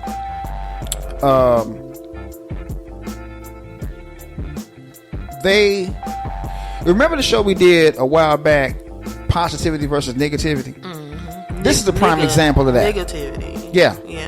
This is a prime example of that. Mm-hmm. The negativity overwhelmed the positivity. The negativity is Sukihana twerking ass at the VMAs. The positivity is that girl, that 19-year-old sister. Coco girl. Mm-hmm. Yeah. Oh, Sha'Carri Richardson. Kicking ass in the track and field. Absolutely. That got overshadowed by Sukihana. I mean, Sukihana overshadowed that. Ketanji, I'm gonna bring up Ketanji too. Yeah. Ketanji did a speech where she was saying this is the 60th year of slavery. She did a speech saying y'all need to stop trying to denounce slavery. Slavery happened. Yeah. How many times they show that on the news? Good question. This woman been saying y'all do not need to erase slavery. It happened. Yeah. Y'all didn't show nothing about it, but I did show every damn near outlet show Sukihana. Oh yeah. So is that a good thing? Is she getting the attention that she needs? To me, she is, because she's saying this is who she is, but because her name is out there so prevalent, people are trying to find out who she really is, right, or where she come from, which is pretty much putting dollars in her pocket. Well, and is that fair? Well, here's the thing about that. Here's the thing about white supremacy. White supremacy will take their tools and they will use those tools. And after they get finished using those tools, they will break those tools. But why do we always have to be shown in such a negative light? I'm getting to that. The reason why is because, like I said, the reason why they keep on showing the negativity as opposed to the positivity is because right now, the whole black girl magic thing, which personally I love, because I look at it like this: if black women shine, black men shine as well. Absolutely. Okay. And vice versa. Exactly. When black men shine, black women shine. See, I don't know why they keep on trying to divide black men and black women. They shouldn't be doing that anyway, because black people, for the most part, ain't falling for it. But we'll talk about that on another show. They're trying to negate the whole black girl magic thing, like I said before, with this whole Sukihana, Sexy Red, Ice Spice, being flat out. I'm just going to go ahead and say it, hoes. Okay? They're trying to negate that. They're trying to get rid of that because black girl magic is getting too much damn steam. You know it and I know it. But it's going to continue to be. I agree with you on that. We're going to keep rolling on because that's just what we do. Precisely. That's what black women do. But, let's you keep bringing this up. I don't think we really talk. I think we kind of cruise over it. Yeah. But I keep saying these girls are doing this for clout. No. I think they doing this Some might be doing it. Money. Because why are you on a microphone? I have a microphone in front of me too. And I sometimes say things, it might offend people, whatever. Yeah. But you on a microphone telling people my pussy hole pink and my booty hole brown. Yeah. Why? Why was that necessary? Then this new song I heard, ski. That's what I would say when I want him to come over or pull up. What? And then she talking about she ain't never had nobody do nothing romantic for her. But then she started talking about how this guy. Oh yeah, I want to talk about that. Robbed somebody for $13 and got her a fake Gucci belt, and she thought that was romantic. See, now I'm thinking, is this because we're not getting taught as little girls to think higher than that or to strive higher than that? Or maybe that's all she saw from her grandmother and her mother and her aunts, and she thinks that's what the norm is? Well, let me just say this real quick. All of us are products of our environment. Plain and simple. Most of us are products of our environment. Okay? Now, I ain't bragging, but my wife will sit up and tell you that I've done several romantic things for her. Very. And it didn't involve robbing somebody. No. Not that I know of. Not that I know of. But I don't think so, because they wouldn't have came and got him by now. Exactly. But my point is this right here. If you're not accustomed to someone doing, if you don't see it growing up, then guess what? You're not accustomed to it. But change that narrative, though. You don't have to dwell in it either. I agree with you on that point as well. I don't know.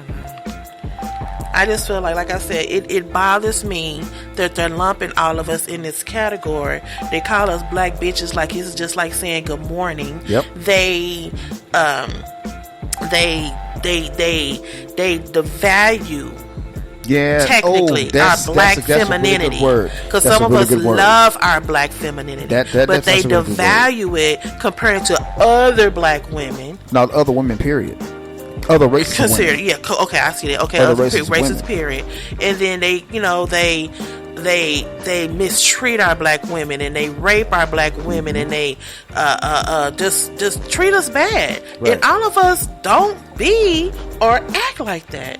So again, that's why I'm appalled about the lumping together. Hey, baby, you're preaching to the choir over here. I'm now, with you on that. when again, like we mentioned earlier, when Marilyn Monroe was sitting up there in front of this woman's husband, did you lump her in the same category as Marilyn Monroe? No. She was considered one of the most graceful women in the world. And she wasn't nothing but a drug addict hoe. That's what she was. Exactly. Marilyn Monroe was a drug No, I'm addict. talking about the wife. Oh, the wife. Oh, Jackie Onassis. Yeah. She was revered as one of the most graceful Jackie. Jackie Jackie this, Jackie that. But I heard some things about her too. She would get down with the FBI agents. I'm just gonna keep it real. Yeah, yeah. But did we devalue her? Nope. Cause what was she doing different than Marilyn wasn't doing? Yeah. So it's like I don't know. We as black women, boy, we've been catching hell for many years. It's like I said before, and I continue to say this: black women are the most over-sexualized woman on the planet. That's and it a very doesn't true make statement. sense. And they shouldn't even be like that. Because, like I said before, and I continue to say it, I might get deemed for it, but I don't care. The biggest hoes on the planet are white women, because they'll fuck anything. Because I'm like, Literally. okay, let's just keep it real. We've heard the stories. I don't know if it's true or not. I'm just going by, like you said earlier, that the media has put in their perception of me to gaze upon. Yeah. What's the difference between what Sukianna, Sexy Red, whoever has done compared to what Kim Kardashian did with Ray J? Ooh, good question. And now this person is a billionaire. Right. Damn near. Right. And all she do is exude sex appeal and sex. Because she's white. She went and got her body done to emulate what? Black women. A black woman. She pretty much date what? Black men. Her children is about who? Black a men. cuckoo bird. Yeah. A cuckoo bird, but he's a black cuckoo bird. Yeah. But now they trying to revert her as like this awesome woman because she's going to law school and going and getting people who has been mistried and sent to jail. She's trying to get them out of jail. So we just go denounce all that other stuff that she did to get to this platform. That's the past. So put the black woman past in the past. They can't do that. Why? What's the difference? That's what I'm saying. What is the difference? I'll tell you the difference. That Kim Kardashian ain't black. But she's not considered black. She's considered more of a white woman than a black woman. She's Armenian, and Armenia is right there by the Caucasus Mountains. So she's white. That's what I'm saying. She's considered She's definitely more black white because she's European. She's definitely white. They'll put her in the spectrum of white before they put in the spectrum of a black woman. Yeah. But like I said, no matter how many black men she dated, listen, how many whatever she's done, she will be considered a white woman. Exactly. You just answered your own question. And revered of, she's the pure goddess. Oh my God, Ain't Kim nothing pure Kardashian. about Oh my her. God, Kim She's about as pure as the Dr. Pepper is. Exactly, because I heard she, like I said, I saw her say, but the baby done. I don't know. Like I said, this could be just for the gram or the cameras, but she seemed like she gets around. Yeah, she does, man. I mean, you can sit up here. I mean, think about this though. When you think of Meg Thee Stallion, what do you think of? I think she's a beautiful, sexy, natural, built black woman. Right. Yes, she's out there with some racy lyrics and some racy outfits, but in the interim, it overshadows, like I always say, I hate that it overshadows that she has a college degree. Exactly. That's what I'm getting and that at she right is there. doing good things in her community. What is she doing? Name some of the stuff that she's doing. She's building like convalescent homes and nursing homes around Yep. Houston, Texas. Yep. She always gives money to rebuild Houston, Texas. Yep. She rep her city to the fullest. Yep. In honor of her mother and her grandmother, Yep. which is, from my understanding, two more strong black women. Yep. But all y'all see is her getting on her knee, Meg Thee Stallion with the good knees. But like I said, it could just all be a facade so she can get that good old money. For her, it's to a build facade. these for real. That's how I'm saying For it's her, a it's a facade. facade. Because she's like, how I'm gonna get this money? How I'm gonna get this money? Well, I got this talent that I can rap. I got this banging body. Well, let me use it to my advantage. That's how I look at it by her. She's using it to her advantage for a greater good. That's exactly what she's doing.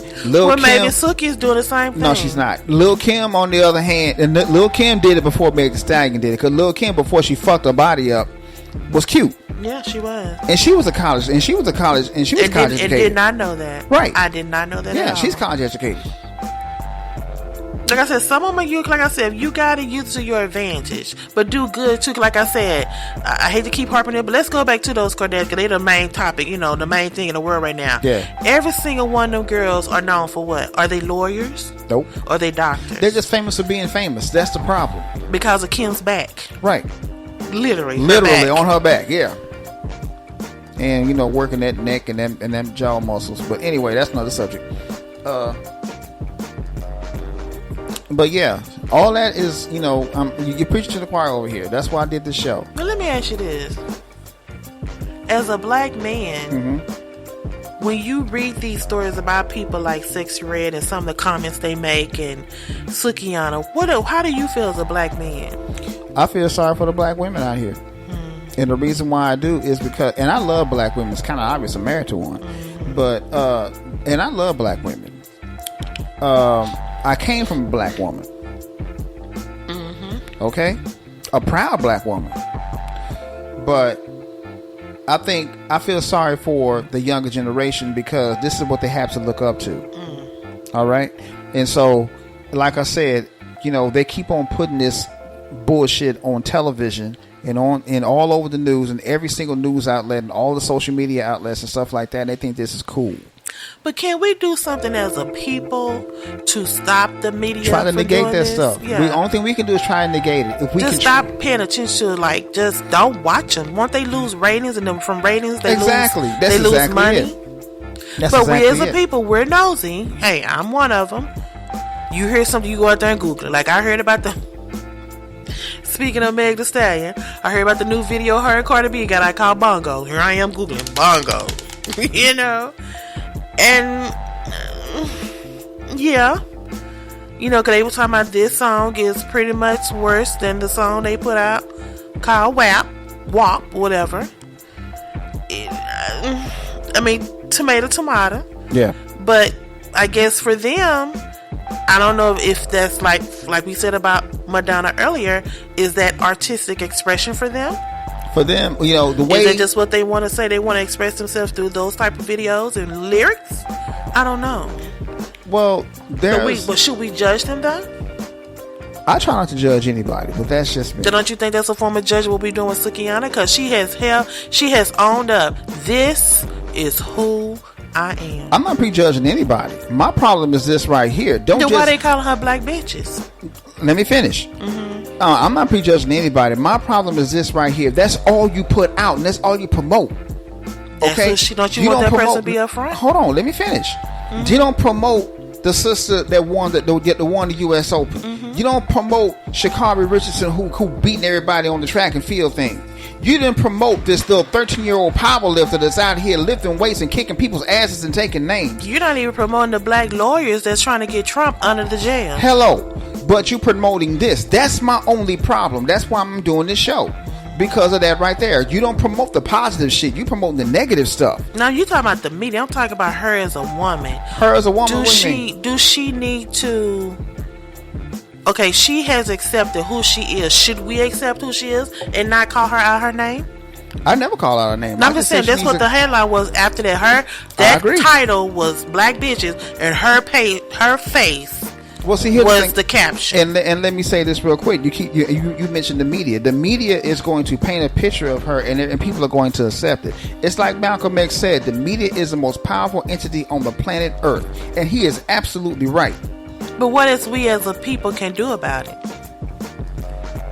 Should we try to twist that narrative, or should we just say, well, she told y'all that's who she is, what y'all want to do? Well, see, that's just it. We know who she is. We know who she is because we see women like this all the damn time. Go to Oak Cliff. You see 20 of them just like her. But y'all done put it out there in the media so prevalent. Yeah. It has such a negative connotation to it that when other races, let's just keep it real, that's how they're gonna see black women in general. See black women exactly. In general. And that's why I keep saying stop lumping us. And that's my whole point. Because all of us are not like that. And that's my whole point. That's what she did that night at the VMA. And see, my problem, which brings me back to Miss Sukihana, what she has to understand is that she is a role model whether she wants to be or not. Exactly. A lot of us are. Okay? We don't know who watching us. Exactly. I look at it like this, baby. You're a role model to a certain degree. I feel that's why I try to carry myself to a certain aspect of who I am as first a black woman, a Christian woman, a child of God. Right. Sometimes I have my moments. We all do. Yeah. But I don't want to be revered as a ratchet black bitch. Right. I really don't. Right. I mean, because, that could be twisted as a ratchet black bitch could be twisted as she's out here getting it and making a good way for the black culture. It could be twisted where it's a good thing. Yeah. But it's such a negative tone to it. And then, and then I get a little offended because when things like this happen, black men just sit back laughing. They're not trying to put a different perspective on it. They're not trying to, for lack of a better word, defend her. They're just laughing at her. Well, let me say So it made this. me wonder, so if you see these men laughing at you, why continue? Wouldn't that might be like, you know what? But I'm glad you Maybe mentioned. it's not a good thing. I'm glad you mentioned that because Suki Hana was talking to Dr. Umar Johnson, and Dr. Umar Johnson tried to tell her there's a better way to do it. I don't know. I got a little disturbed with him because, not with him, but some of the comments. They said if he was in private, he'll probably be trying to holler at her. Now, let's see how negative we took that. See, that's what I'm talking about right Just there. straight negative. Yeah, I'm not going to say Umar Johnson would or wouldn't. I don't know. I don't think so. Personally, I don't think that he would, but that's just me. But they just said because of who she is, the way her body look and stuff like that, he'll try to holler. I'm not going to say he wouldn't. Now, see, And if he do, that's his perspective. And see, and that's what I hate about a lot of people. Don't sit up here and judge somebody by what you would do. Exactly. You would try to. You don't know what he would try to do because you don't know anything about him. That's what you would do. I hate when people do that. I used to always tell people, just like back in the day, this is a little bit off subject, just like back in the day when I was coming up in the martial arts, and I told people, man, I just learned how to, break a cinder block. Oh, you can't do it. Why? Because you can't do it? Yeah. So how the hell you gonna sit here and judge me by what you can't do? Right. Just because you can't do it don't mean that I can't do it. And so anyway, that goes and that brings it back to Dr. Umar Johnson. Just because you will try to holler at her in private don't mean that he would. Right. Just say that you wouldn't, leave it at that. Well, I'm not oblivious to the media because I've seen some stuff the media put to be like, oh, so we doing that on national TV now? Yeah. Oh man. But when it comes to black women, you rarely see the positive. You rarely, and if you do, it's like it's brief on a such a low totem pole. They'd be like, I ain't heard about that. I didn't hear about that. You know what I'm saying? But other ratchetness, it become mainstream. I'll give you another subject. Remember before she got into all that trouble, Lizzo, when she was when they gave her, when the powers that be gave her, I think it was Thomas Jefferson's glass flute, right, and she played it and was twerking with it. They had such a big problem with that. I mean, but looking at that, here you are receiving or having an opportunity to hold and perform on a piece of history. Right. Should she have twerked? No. That's what have made her Lizzo. She is known as the plus size woman who's on stage playing a flute, twerking. Right. So she's playing a flute.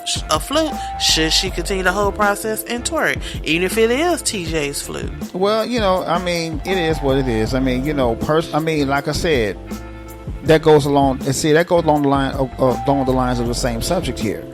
The negativity is overshadowed by the positivity. Okay?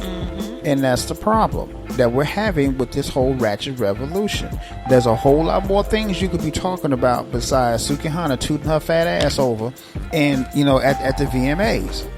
There's a whole lot more things you can talk about besides Sexy Red going and talking about how somebody robbed somebody for 13 little funky ass dollars and gave it to her as a romantic gift.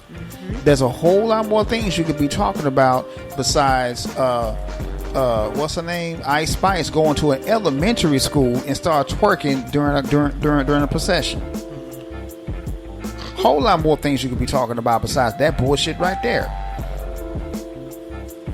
You get what I'm saying?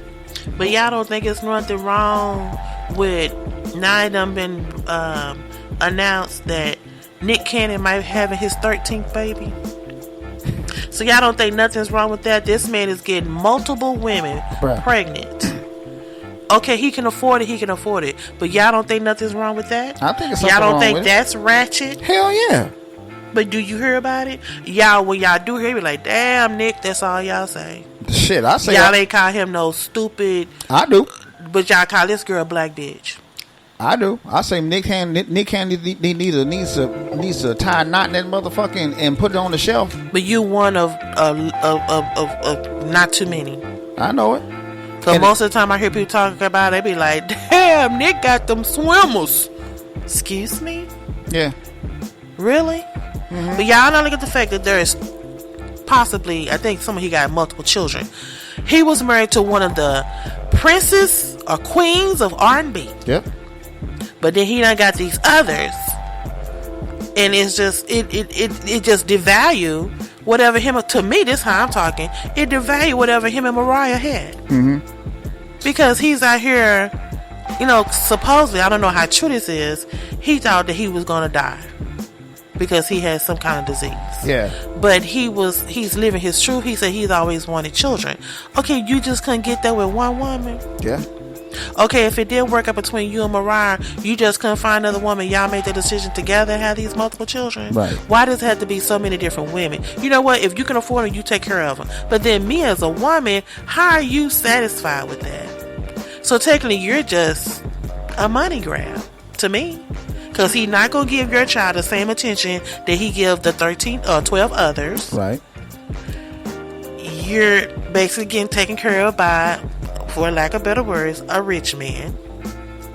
You're going to be mommy and daddy until he has the time to come play daddy. Oh no! Why? Don't say that. Why? Say that. Don't say that. She is gonna be a mom while doing it by herself. She gonna play daddy because they gonna be like, "Mom, where my daddy?" Then you have to go outside and throw the ball with him. So she gonna play daddy. No, it's not playing daddy. It's being a single mother. She gonna play daddy when That's they're asking for their mother. dad. When a child asks for their dad, what is that called? That's called a child asking for their father. So when she needs to, I just want to go outside and throw the ball. How many mothers go throw the ball? She's a single mother throwing the ball in the absentee of the father. Which means she's a single mother throwing the ball. She's playing daddy. No, she's not. Because most boys want to throw the ball with their dad. She's not playing. Don't say that. She's not playing daddy. I'm not saying she's trying to be that. She's playing daddy. No, she's not. Okay, tomato. We're going to go back and forth on that. But I think she's trying to play that to appease her child so her child won't be able to ask her, where is my dad? Mm-hmm. That's what I'm looking at, that fact of it. So why would you even... Why? You don't know what kind of lifelong effect that might have on that child. It's going to have a big effect on him. Now, that's the way I feel about men that have multiple children by multiple women. You can't possibly give all your children the same kind of attention. You can't. That's true. And I know things happen. You get a relationship thinking it's going to be lifelong. Stuff happens. Right. And you move on to the next one. All then the you time. move to the next one. Damn, why you got to continue having kids? Yeah. That's just me and my little. Like I said, I'm just trying to parallel between a man that's, to me, that's ratchet. Yeah. I mean, and true enough, there's a double standard. And why is that? It shouldn't be a double standard. Ratchet Not is ratchet. at all. But the black woman always get it. Always get it. Well, see, like I said, that goes on the lines of that goes along the lines of the double standard. Okay. Now, Nick Cannon having all those children, I think he needs to slow his damn ass down. But that's just my personal opinion. But we can't say that because if he can, like black people say, if he can afford it, hey, it is what it is. I mean, live your life. But it's Nick, more to just money. Thank you. There's more to a child than just taking care of a child financially. Really, I agree with you on that one. But that's a whole other show by itself. But yeah, ratchet is ratchet, whether it's male or female. When it comes down to dudes, we call them dusty. It's a lot of dusty dudes out there. And dustiness is looked upon as a good thing in the hood. You know that, and I know that. Mm-hmm. A dusty dude with no job, 30 years old, living in his mama's basement, working on his damn mixtape. Come on now. Mm-hmm. He got to beat the women off with a damn baseball bat.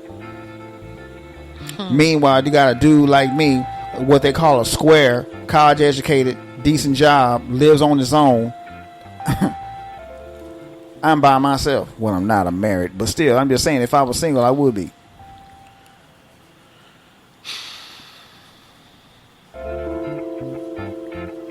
What's the difference between Ratchet and Bougie?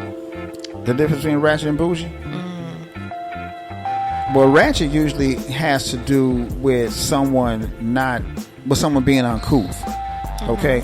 Bougie means that someone thinks they're better than somebody. That's what a bougie person is. Most bougie people think they're better than everybody else. Ratchet people don't. Well, see, I look at it like this. Some, like Ratchet, like, yeah, you know, like I said earlier, she considered no class. Right.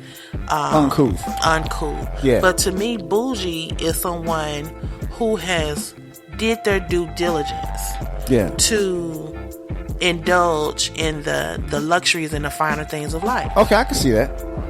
And so Bougetto, that's a combination y'all done did with bougie and ghetto. Which, you know, I used to try to be Bougetto. I don't know why, you know, I just had my little moment. You know, you go through a little phase or whatever. But like, the reason why I brought this up, if you think about it, these are young women. Right. Will they grow out of it? We hope. Exactly. Hopefully they're going to grow out. Because once because I believe they have children, don't they? I don't know about I don't know. Sexy Red, but I know Sukihana has children because her and the baby dad was all on TV fighting about it. Oh Lord. But hopefully they'll get to a point and be like, you know what? Yeah, I did this for a means to an end, but my girls are looking at me. My sons are looking at me. So maybe this is about a time for me to just get as much as I can and then just step away or just get out. Right. But if they see feeding these girls with these checks, they're going to keep doing it. Right. But when is it going to come to a time? Do you want to be known in American history as a girl who's crawling on the ground at the VMAs, shaking her ass? Or do you want to be known as a 19-year-old black woman who is now a tennis champion? A tennis star. Not a champion, a star. She always been a star. She was a child prodigy. Mm-hmm. But now she is a world tennis star. Mm-hmm. Champion. Mm-hmm.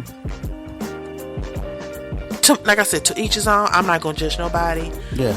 But hopefully I just pray that one day they will be like, you know what? Enough is enough. Right. Because this way, you brought up Little Kim. Little Kim used to be out there just wilding. Yeah. But you don't see that about her now. She has a daughter now. And it seems like ever since she had her daughter, she flipped the switch. Mm-hmm. And I'm just praying that they, like I said, you young, like we talked about lunch about, you know, they're young, you expect them to go out there, live their life, do their life, but you still got to realize you have a national platform that other women, girls, boys, men are looking at you. Well, let me say this, and I'm glad you brought that up. Because they have to understand. My mother told me a long time ago, when you step out that door, you don't just represent yourself, you represent your whole family. Absolutely. Okay? Just like when I step outside this door right here, I represent myself, I represent my wife as well. Absolutely. Okay? Just like she represents me. So I go outside that door, I got to make sure I put the best me forward so that my wife won't get embarrassed later on down the line. Right. Or so my mother won't be embarrassed, and my stepdad and my sister and, you know, a few of my cousins won't be embarrassed, and they, you know, later on down the line. I want them to be proud of me. I want my wife to come out and say, that's my husband right there. I want my mother to come out there and say, that's my son right there. Right. So, you know, it's the same deal with me, because I can tell people right now, yeah, that's my wife right there. You damn straight.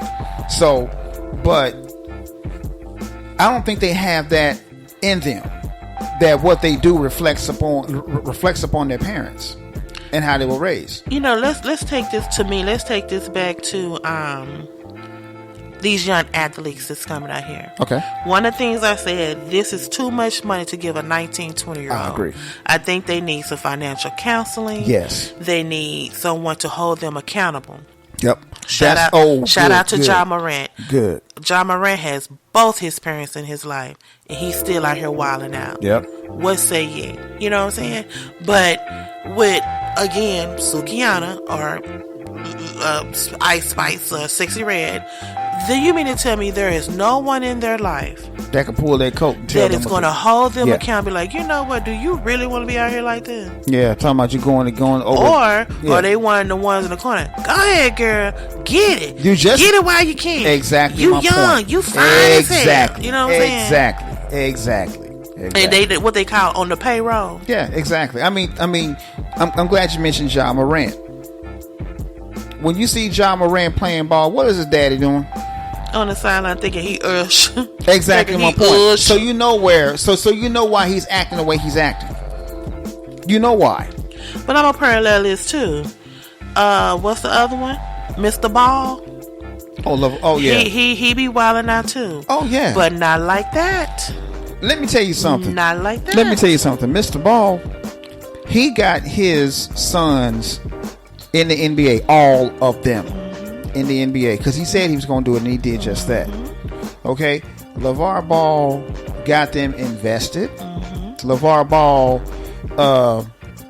he ain't quite doing what Ja Morant's daddy is doing, but LeVar Ball took control of his sons' careers, and I ain't mad at him for that. I don't like them old ugly ass shoes they got out, but you know, it is what it is. I mean, but he did something that no other father has done, no other black father has done. Let's put it like that. Yep. He took control of his sons' careers, and I ain't mad at him because of that. So shout out to LeVar Ball. Shout out to LeVar Ball. I mean, granted, you might not like some of his tactics. I mean, you know, he's a little bit arrogant with it. Hey, but it is what it is. And like I said, it ain't bragging if you can do it. That's right. Muhammad Ali said, no, he said, it ain't bragging, you can back it up. So, you know, it is what it is. He got all of his sons in the NBA, all of them.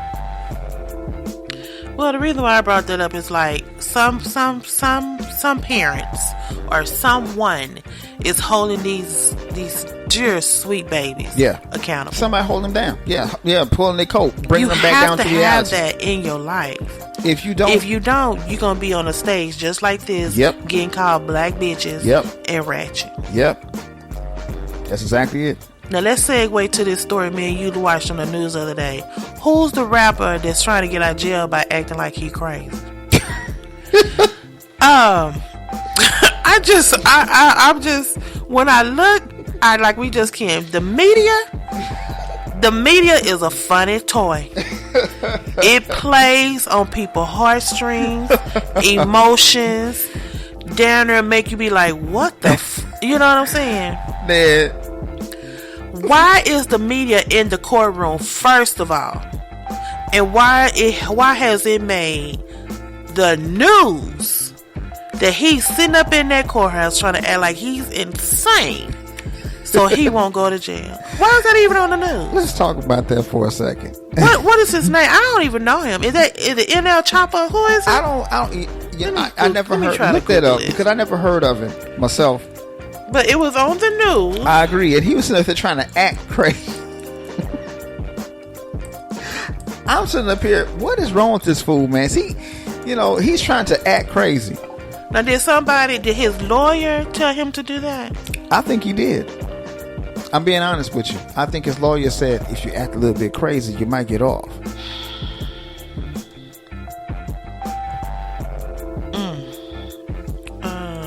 Okay. I just segued to that because it's like it's to the media. Nah, YSL. Right. Oh Lord. He's acting crazy in court so he can plead insanity. Are you serious? Are you okay? Okay. Black. You know what? I don't know what to say about that one. I really don't. Cause I saw him. I saw the video of him trying to act crazy. And look at this.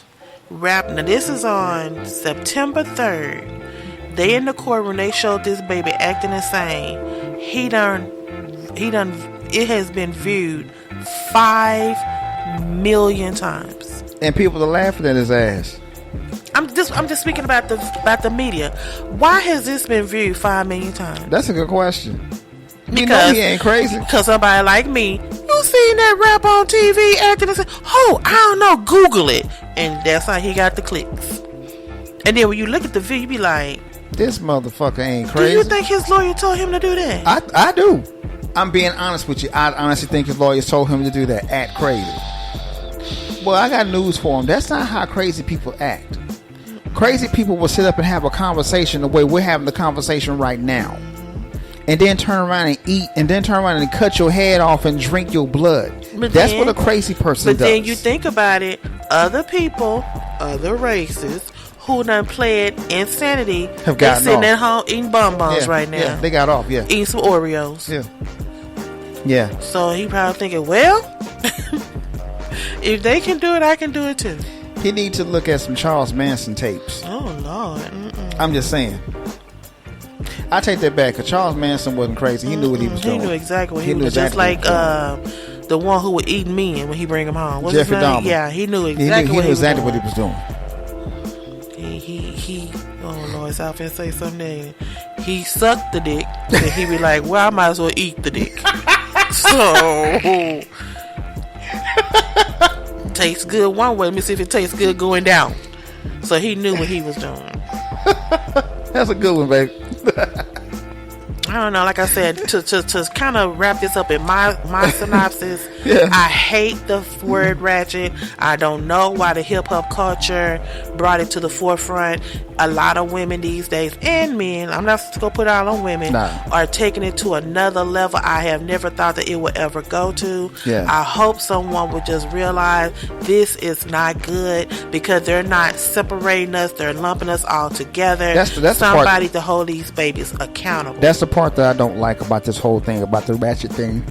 And there's some old ones out here. I agree with you on that. Let me say this about this man right here. Even though people say he keep talking the truth, he come off as being ratchet too. And that's that Charleston White. Man, you know what? I seen I don't even know why this man is still able to have a platform at all, because he's spilling everybody tea. And I don't know why. That to me is ratchet. Why are you out here telling these people, okay, if you know it, you know it. You heard it, you heard it. Who say you for you to be saying it? Why? See, that's nothing. Somebody to hold his old ass accountable. I agree. Now, see, you're going to end up getting hurt. Yeah. Because you're going to spill somebody's tea that shouldn't have been spilled. Exactly. You're going to tell somebody's business you shouldn't have been telling. But shouldn't we take it to that level? No. That's what I'm saying. It should be taken to that level. So it's like, it just ratchet is so many. It's like it's now, just see, that's diversified. I mean, the whole thing about Ratchet and Dusty is this right here. They're pretty much the same, except one is meant for females and one's meant for males. He's just dusty as hell. That's what you call a dusty ass dude. So is that what we have to do now to try to make a living, to try to be Ratchet and Dusty? Get some zeros in our bank account? Be Ratchet and Dusty? Yeah. I can pretty much guarantee you that if we were Ratchet and Dusty, our fan base would be through the roof. I promise you that. Are we talking about people like, okay, I'm finna call her name, but I don't want to get sued. Exactly. Because a lot of people names you can't call, but it's one podcaster. But she's getting paid. Exactly. She's getting paid. Exactly. So we did stuff like that and talk about stuff like that. Yeah, maybe you're right. I know it. I already know that. Shit. But that's not what I want to do this for. Like I said, I don't care. Like I said, we have anybody in the chat? We probably have nobody in the chat. No, but maybe we'll have somebody to come back. We have the viewership and the listenership has gone up. Yes, They're probably going to replay it and listen to it tomorrow, later on tonight. Of course. And I truly appreciate that. Yes, we both do. If it continue to grow, I pray to continue to grow. That'll be awesome. But what I'm not going to do, I'm going to speak on some things that I see, but I'm not going to be ratchet about it. Of course not. I'm not going to hold nobody to a certain, girl, I love it. I'm like, no, I'm going to let them know it's something wrong with that picture. Yep. Because if I don't, who will? Exactly. Because some of us don't like to be lumped together. Nope. Even though I love my black girl magic, I love our black girl power. Mm-hmm. If they feel like that's what they have there, that's to each his own. Yeah. But to me, that's not some kind of magic I would want to participate in. Mm-hmm. And like I said, I'm not judging and I'm not being judgmental, but when it goes to a national platform, you all over there across the pond talking like that, and just to see those white women in that video looking at her like, oh my God, like they say, snatched your pearls. Mm-hmm. That part of the video right there was the most that got to me. Not what she was saying, not how she was doing, but when they cast that camera on them white, when they were looking at her like, who is this ghetto fabulous person? Right. Ratchet. Yeah. I was done. Yeah. And then with her, this is my first time at VMA. You should have put on a nice little dress and just walked the carpet and went and sat your ass down in the seat. I don't think she was performing or anything. No, she wasn't. It's like I said, babe. You know, white people knew what they were doing when they invited her over. They knew what they was doing. Why you keep putting money in white people's pocket like that? Exactly. Because you know that's what happening, That's right? exactly what happened. As many people click on to see you at the VMAs or they'll put money in another race pocket. They put her on the VMAs because they knew that somebody was going to look at it. See, because that's how they get their money is through the ratings, and the ratings went through the roof because of that antic right there. They knew exactly what the hell they was doing. Well, let me stop that's talking. Maybe one. she do got a little side deal with them. Maybe she does. I mean, that's number one. And number two, they did that to negate that whole black girl magic thing. Because, like I said, there were several positive things that happened during the time that she did this right here. You didn't hear about them because it's overshadowed it. Exactly. And that's my only problem. That's my biggest problem. I don't know. But should she take responsibility though? To a certain degree, yes. And do what? And say what? And she already told you that's who I am. I know that, but she has to understand something. The way you are isn't the way it is. You need to change that up a little bit, sister. I mean, if you want to be a ghetto, if you want to be ghetto as hell, knock yourself out. We don't care. But you have to understand something. Because you are in the public eye, you are a role model. You have to carry yourself a certain way when you're a role model. Case in point, let's say Michael Jordan. Let's put him out there. Michael Jordan said that when he goes outside, he has to be on point all the time because he's Michael Jordan, the most well-known athlete on the planet. Right. Okay? He has to carry himself a certain way. Yeah. Why? Because he's Michael Jordan. Right. Okay? Right. And haven't picked up a ball in years, but just the stigma of his name. Yeah, but it's because he's Michael Jordan. Exactly. The greatest to ever play the game. You damn straight I said it, and I'll continue to say it. The greatest to ever play the game. No, he's the GOAT. Yeah. Sorry, LeBron, you ain't it. Sorry, but anyway, Kobe. Yeah, I mean, somebody might call in and say, no, LeBron. But no, anyway, whatever. That's another subject. Anyway, my point is this. When he steps outside his house, he's always on point. Right. Plain and simple. Because he's a role model. And he knows it. And that's what people need to tell Sukihana and the rest of them. You are role models. Carry yourself accordingly. But have we as a culture put too much in our entertainers? Accepted these lower standards? Yes. Just like I said, well, yes. She told y'all who y'all are. Yes. Does that mean that I'm accepting that she did it? Yes. Wow. Well, I don't accept. I take it back. I think it's pathetic and it's nasty. Yeah. But and that boy sitting there in court trying to plead insanity. You nasty too. You stupid. No, he nasty and stupid. But again, if we just knew how to. But there's no way we as a culture, no matter, this is just me talking. Right. I don't think there's nothing we can do as a culture that can negate what the media will put out about us. I agree with you on that. Because like I said, Malcolm said the media, H. Rap Brown said too, the media is very powerful. Like I said, I don't know this man personally, but for what I've heard in his documentaries, he comes across as being just a pure, honest person. Everybody's not. I'm not gonna say he perfect. I'm talking about Obama. Oh yeah. But look how they try to put a stain on that man's name. Yeah. He's not even in office no more. So it's like, what can we do as a culture to just stop the media from doing stuff like that? It's like they go out and to be honest, I remember back in the day. Remember back in the day when something happened new, they try to go get the worst person in the audience to tell what happened. I was sitting here picking boogers down my nose, and I saw this man run by with TVs on his room, and I was like, that motherfucker is running. Now, why would you go? And next to that person is a brother with some scrubs on, probably just got off from the hospital, and he's just standing too. Why would you go pick this person who has a head turned to the side with a cigarette hanging out from one side? He got on his he looked like that Bond from In Living Color. Why would you go and get his side of the story? instead of this brother who looked like he was in a scrub. I'm not saying you can pick and choose and talk to whoever you want to, but y'all gotta remember, for a long time, the media will go and get the worst person and ask them to give a story or recant what they saw. And I used to wonder all the time, now, was that the best person in the audience? You remember when, I don't know if you remember this or not. Remember Sweet Brown from Oklahoma City? I was just going to say that. The one talking about, I got ass or something like that. Is yeah, that her? Because it was, an apartment fire happened in Oklahoma City, and Sweet Brown, I was laying down on the couch, and I was drinking me a cold pop. And good Lordy have mercy, they was getting ready to do this, and I ain't got time for that. And that became a meme. And that became a meme on songs, everything. Yeah. Off of that. Yeah. Off of that right there. Or the one, that's one talking about, I got bronchitis. Is that her? No, that's another. That's another. See, that's what stuff like that. That's crazy to me. And like that one, that guy, he popping his lip, air it on. I'm like, really? Are you okay?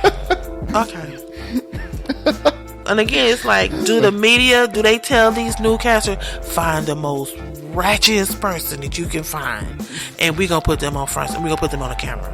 Yeah, I think I'm gonna be on camera. Is this thing on? Hey, mama, I'm on camera, mama. Look at me. Come on now. Like I said, they can interview whoever they want to. But if I was out there, if they just by chance caught me out there looking a hot mess, they'd be like, ma'am, no, I don't. No, I do not want to be. Oh, no, I don't. I can't tell. I can't help you. I don't know what happened.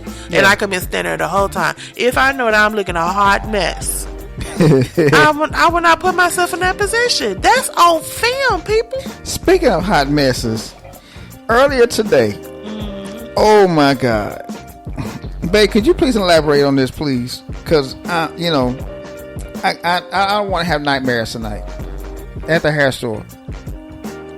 Oh, that was your second.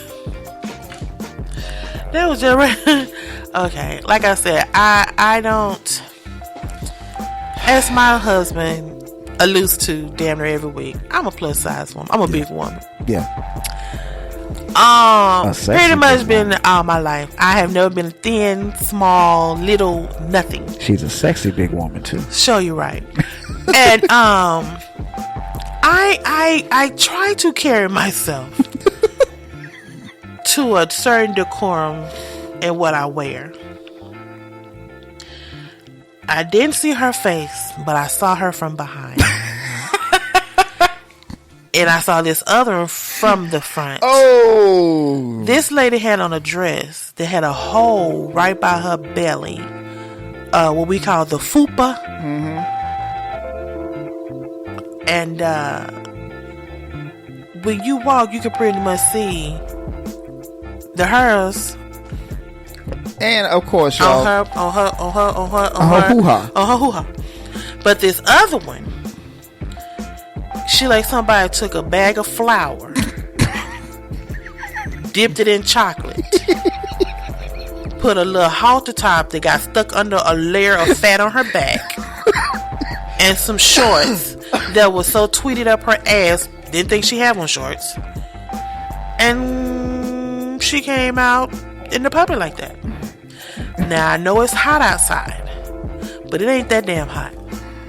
And see, in situations like that, should I have went up to her and say, sister, please, you are already fat. She knew what she had on. I'm not gonna say fat. She was already plus size. She knew what she had on. Did you just run in here right quick thinking wasn't nobody gonna be in the store to see you? She knew what she had on. Because I've done that. I done thrown on something, just went to the store and just hop in, hop back out, and praying I don't see nobody I know. Because I'll never forget when I was in high school, I got embarrassed by a classmate because he saw me at the store. He was talking about, girl. And I swore from that day forward, lashes, lip gloss, and clothes, I make sure. Unless I'm just not feeling good. And when you see me, like, you best believe, oh, she ain't feeling good. Yeah. I'm not knocking myself. I'm not trying to brag on myself. But we have to set ourselves, just okay, this is a perfect example. We as plus size women have to set ourselves apart. Because, like, if a skinny girl would have had on that same outfit, it probably wouldn't have meant nothing to nobody, and nobody would have said nothing. No. But you see what I just did? I compared this baby to a sack of flour. Because she had so many lumps and dumps and rolls. We all got them. But it's nothing wrong with covering them up. Instead of putting on that little bitty baby doll halter top you had on, why not put on a cute t-shirt and tie it to the side? Yeah. That was something I would do. Yeah. That's what I would do. Yeah. So with me, am I judging her? No. Yes, I am. Yes, I am. I'm going to put it out there. I am judging her. Because I feel like as plus size women, I spoke on this before on this show, we are held to a certain standard. Yeah. I'm going to segue off of this. Just like at work. If you go in the bathroom, oh, Lord. and it smells like a tuna factory, they go think the plus size girl went there and tore it up. It ain't never been in the bathroom all day. That's the perception. You're right. That people think about plus size women. You're right. So why even give them that opportunity to label you as the funk up girl? Oh. Or to label you as the built like a sack of potatoes woman? Why? I'm not trying to tell nobody what to do, how to dress, whatever. But when we turned that corner down that aisle, that was the first thing we saw. And like I said, she could have turned around and been, in the words of what's his name, the most beautifulest thing in this world, Keith Murray. She could have been, but I saw her from the back first, and I was appalled. We saw that, man, and But I was really appalled by that lady walking in that store. Now, mind you, she had on a dress. Now, I don't know, maybe something happened. And she didn't realize she had a hole right there. Maybe it was But she had on hair. She had on nails. She had on lashes, because I did notice that. But that dress, and you can see your hoo-ha hairs. Which means just eliminate everything I just said that was on point. Which means she wasn't wearing no drawers. Obviously. And it's hot. I know a lot of women don't wear them in this time of year. But, girl, and maybe, again, she could have been just like I said. Oh, I'm passing by this beauty spot. Let me run here and get so. And maybe she didn't realize she had a hole right there. Or maybe it just happened when she walked in the door and they got snagged on the door. I don't know. We don't know. We don't know the whole story. But the point is, I noticed it and I thought it was disgusting. Yeah. But that was right up your alley. Yeah. If you were with me, you probably trying to holler, "Hey, sunshine, no, I'm sorry. How you doing?" I'm sorry. I'm sorry. No, I'm sorry. I'm sorry. No. I remember one time my mom and my grandma used to say this all the time: Don't never let a man get the chance to tell you about yourself. And I pride myself on that. If a man, I don't know how I would feel if a man ever tells me in public, "You look disgusting," or "You have an odor." I think I would just, I don't know, because I think that is the worst thing for a man. You know what? In essence, maybe they need to start doing that. Maybe men need to stop looking at these chicks as horn dogs and stop laughing at them and just put us as sister. You know you ain't got dressed like that, don't you? That's what Umar Johnson That's not was trying appealing to do. to us That's at what, all. That's what Umar Johnson was trying to do with some of Suki Hana. That's what Umar Johnson was trying to do with Suki Hana. Just tell her flat out, look here. You know, And how long ago was that? This was recent. Was this before the VMAs? Way before. And look what she did at the VMAs. The exact opposite. So obviously that talk didn't work. Right. Well, like I said again, the VMAs probably call her, "We'll cut you a check if you go out there acting a plumb fool." And that's exactly Get what down she on did. all fours and make it clap. That's exactly what she did. Or twerk or whatever she call herself doing. That's exactly what I don't she know. did. But my uncle used to say, all money ain't good money. There you go. All money is not good money. But if you got a lifestyle you trying to stay a part of, sometimes I guess you gotta think about it. Go out here, get down on all fours and work this red carpet like a born again. Whatever. Just call it What what the that people is. used to crawl on all floors? Wildebeest? Or should I just walk in here with my head held high and be saying, "This is my first time here and I'm honored to be here"? To each his own. But good topic though. This was very good topic. It's been a long time coming. It's been because like I said, it's getting worse.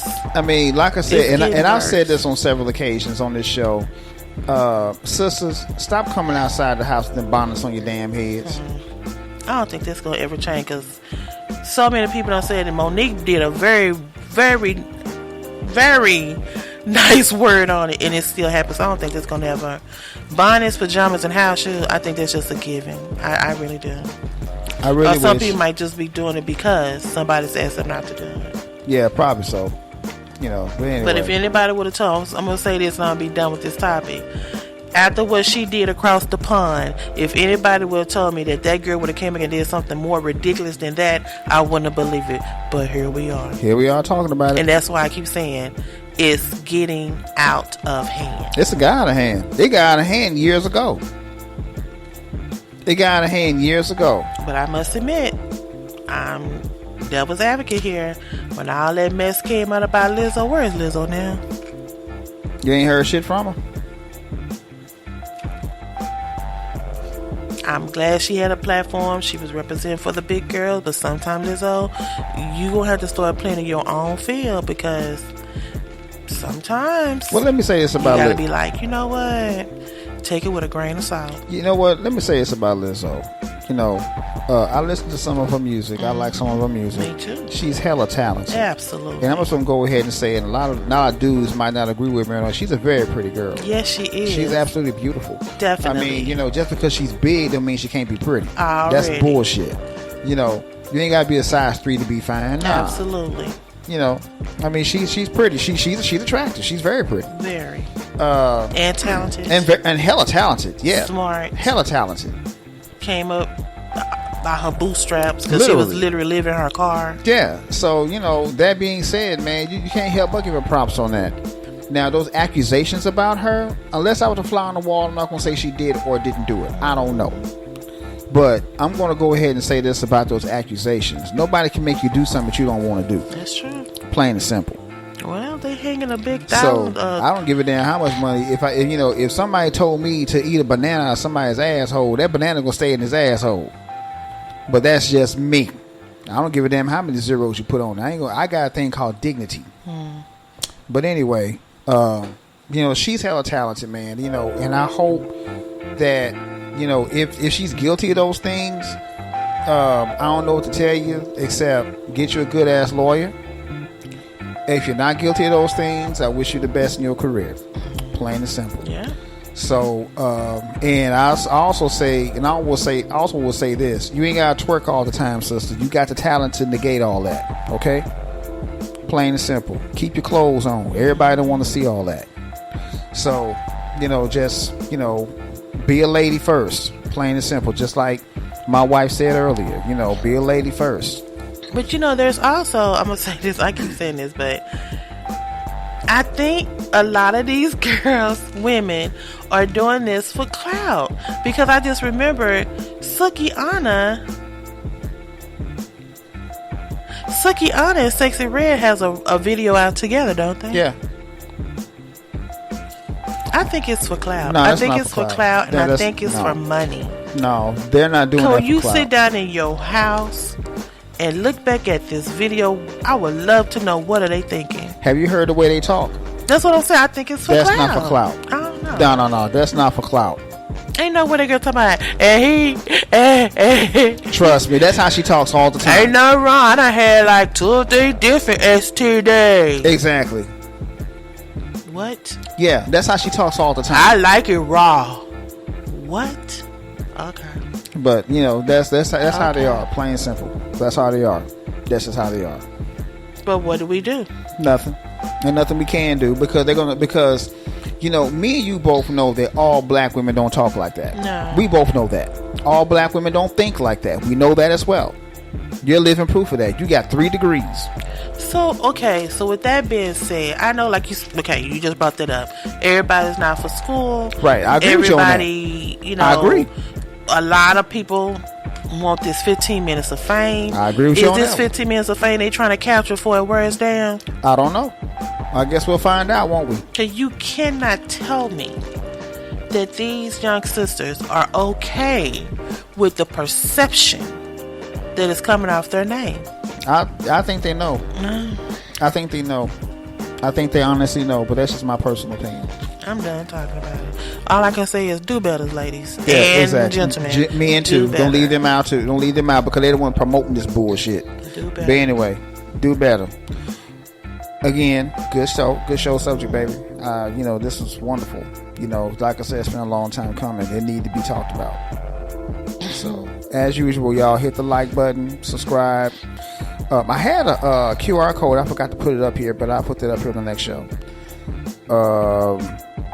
And next show will be on time, I promise. This is my fault because I was sleeping. Hey, this is on me. I want to close the show with this quote unquote, y'all been looking horrible, so stop blaming me. In the great words of Miss Sukiyama. Okay. So what do you do? Anyway. Drop the mic. Anyway. Yeah. Well, y'all, as usual, y'all know what I'm getting ready to go do. Broke my wife. Grab her booty. So, I know, I got a problem. But subscribe, use the like button, tell a friend. We enjoy doing this podcast to keep you informed of what's going on in the culture and let you know what we feel about the culture. We're not judgmental, we're just speaking on it. Yeah, buddy. That's it. We're just giving you our opinions. All right. You can either agree with it or disagree with it. Or completely up to you. But anyway, we're getting ready to get up out of here because my wife's booty is begging to be grabbed. I am Reggio. I'm the grabber. The grabbee. I'm the grabbee. Well, one thing. I know we probably talk about it next week, but Thursday is a big day in the Parkers residence. Oh, what's happening?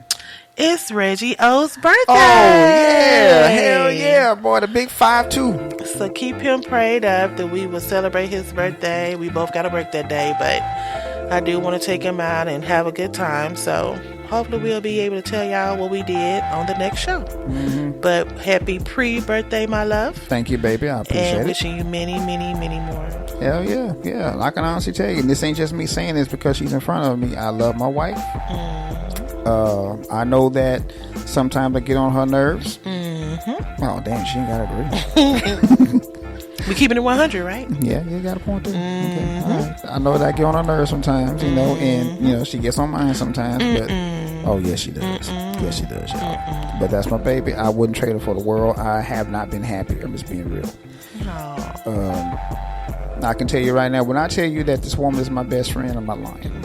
I'm not lying because, we have deep conversations all the time. So this podcast is just us having the conversation on a regular basis. This is what we do. Absolutely. So, and even though she gets, her breast and butt grabbed a lot. Yeah. I'm just black and blue over here. I'm Mimi the lady. I'm Reggio. Bye. We out.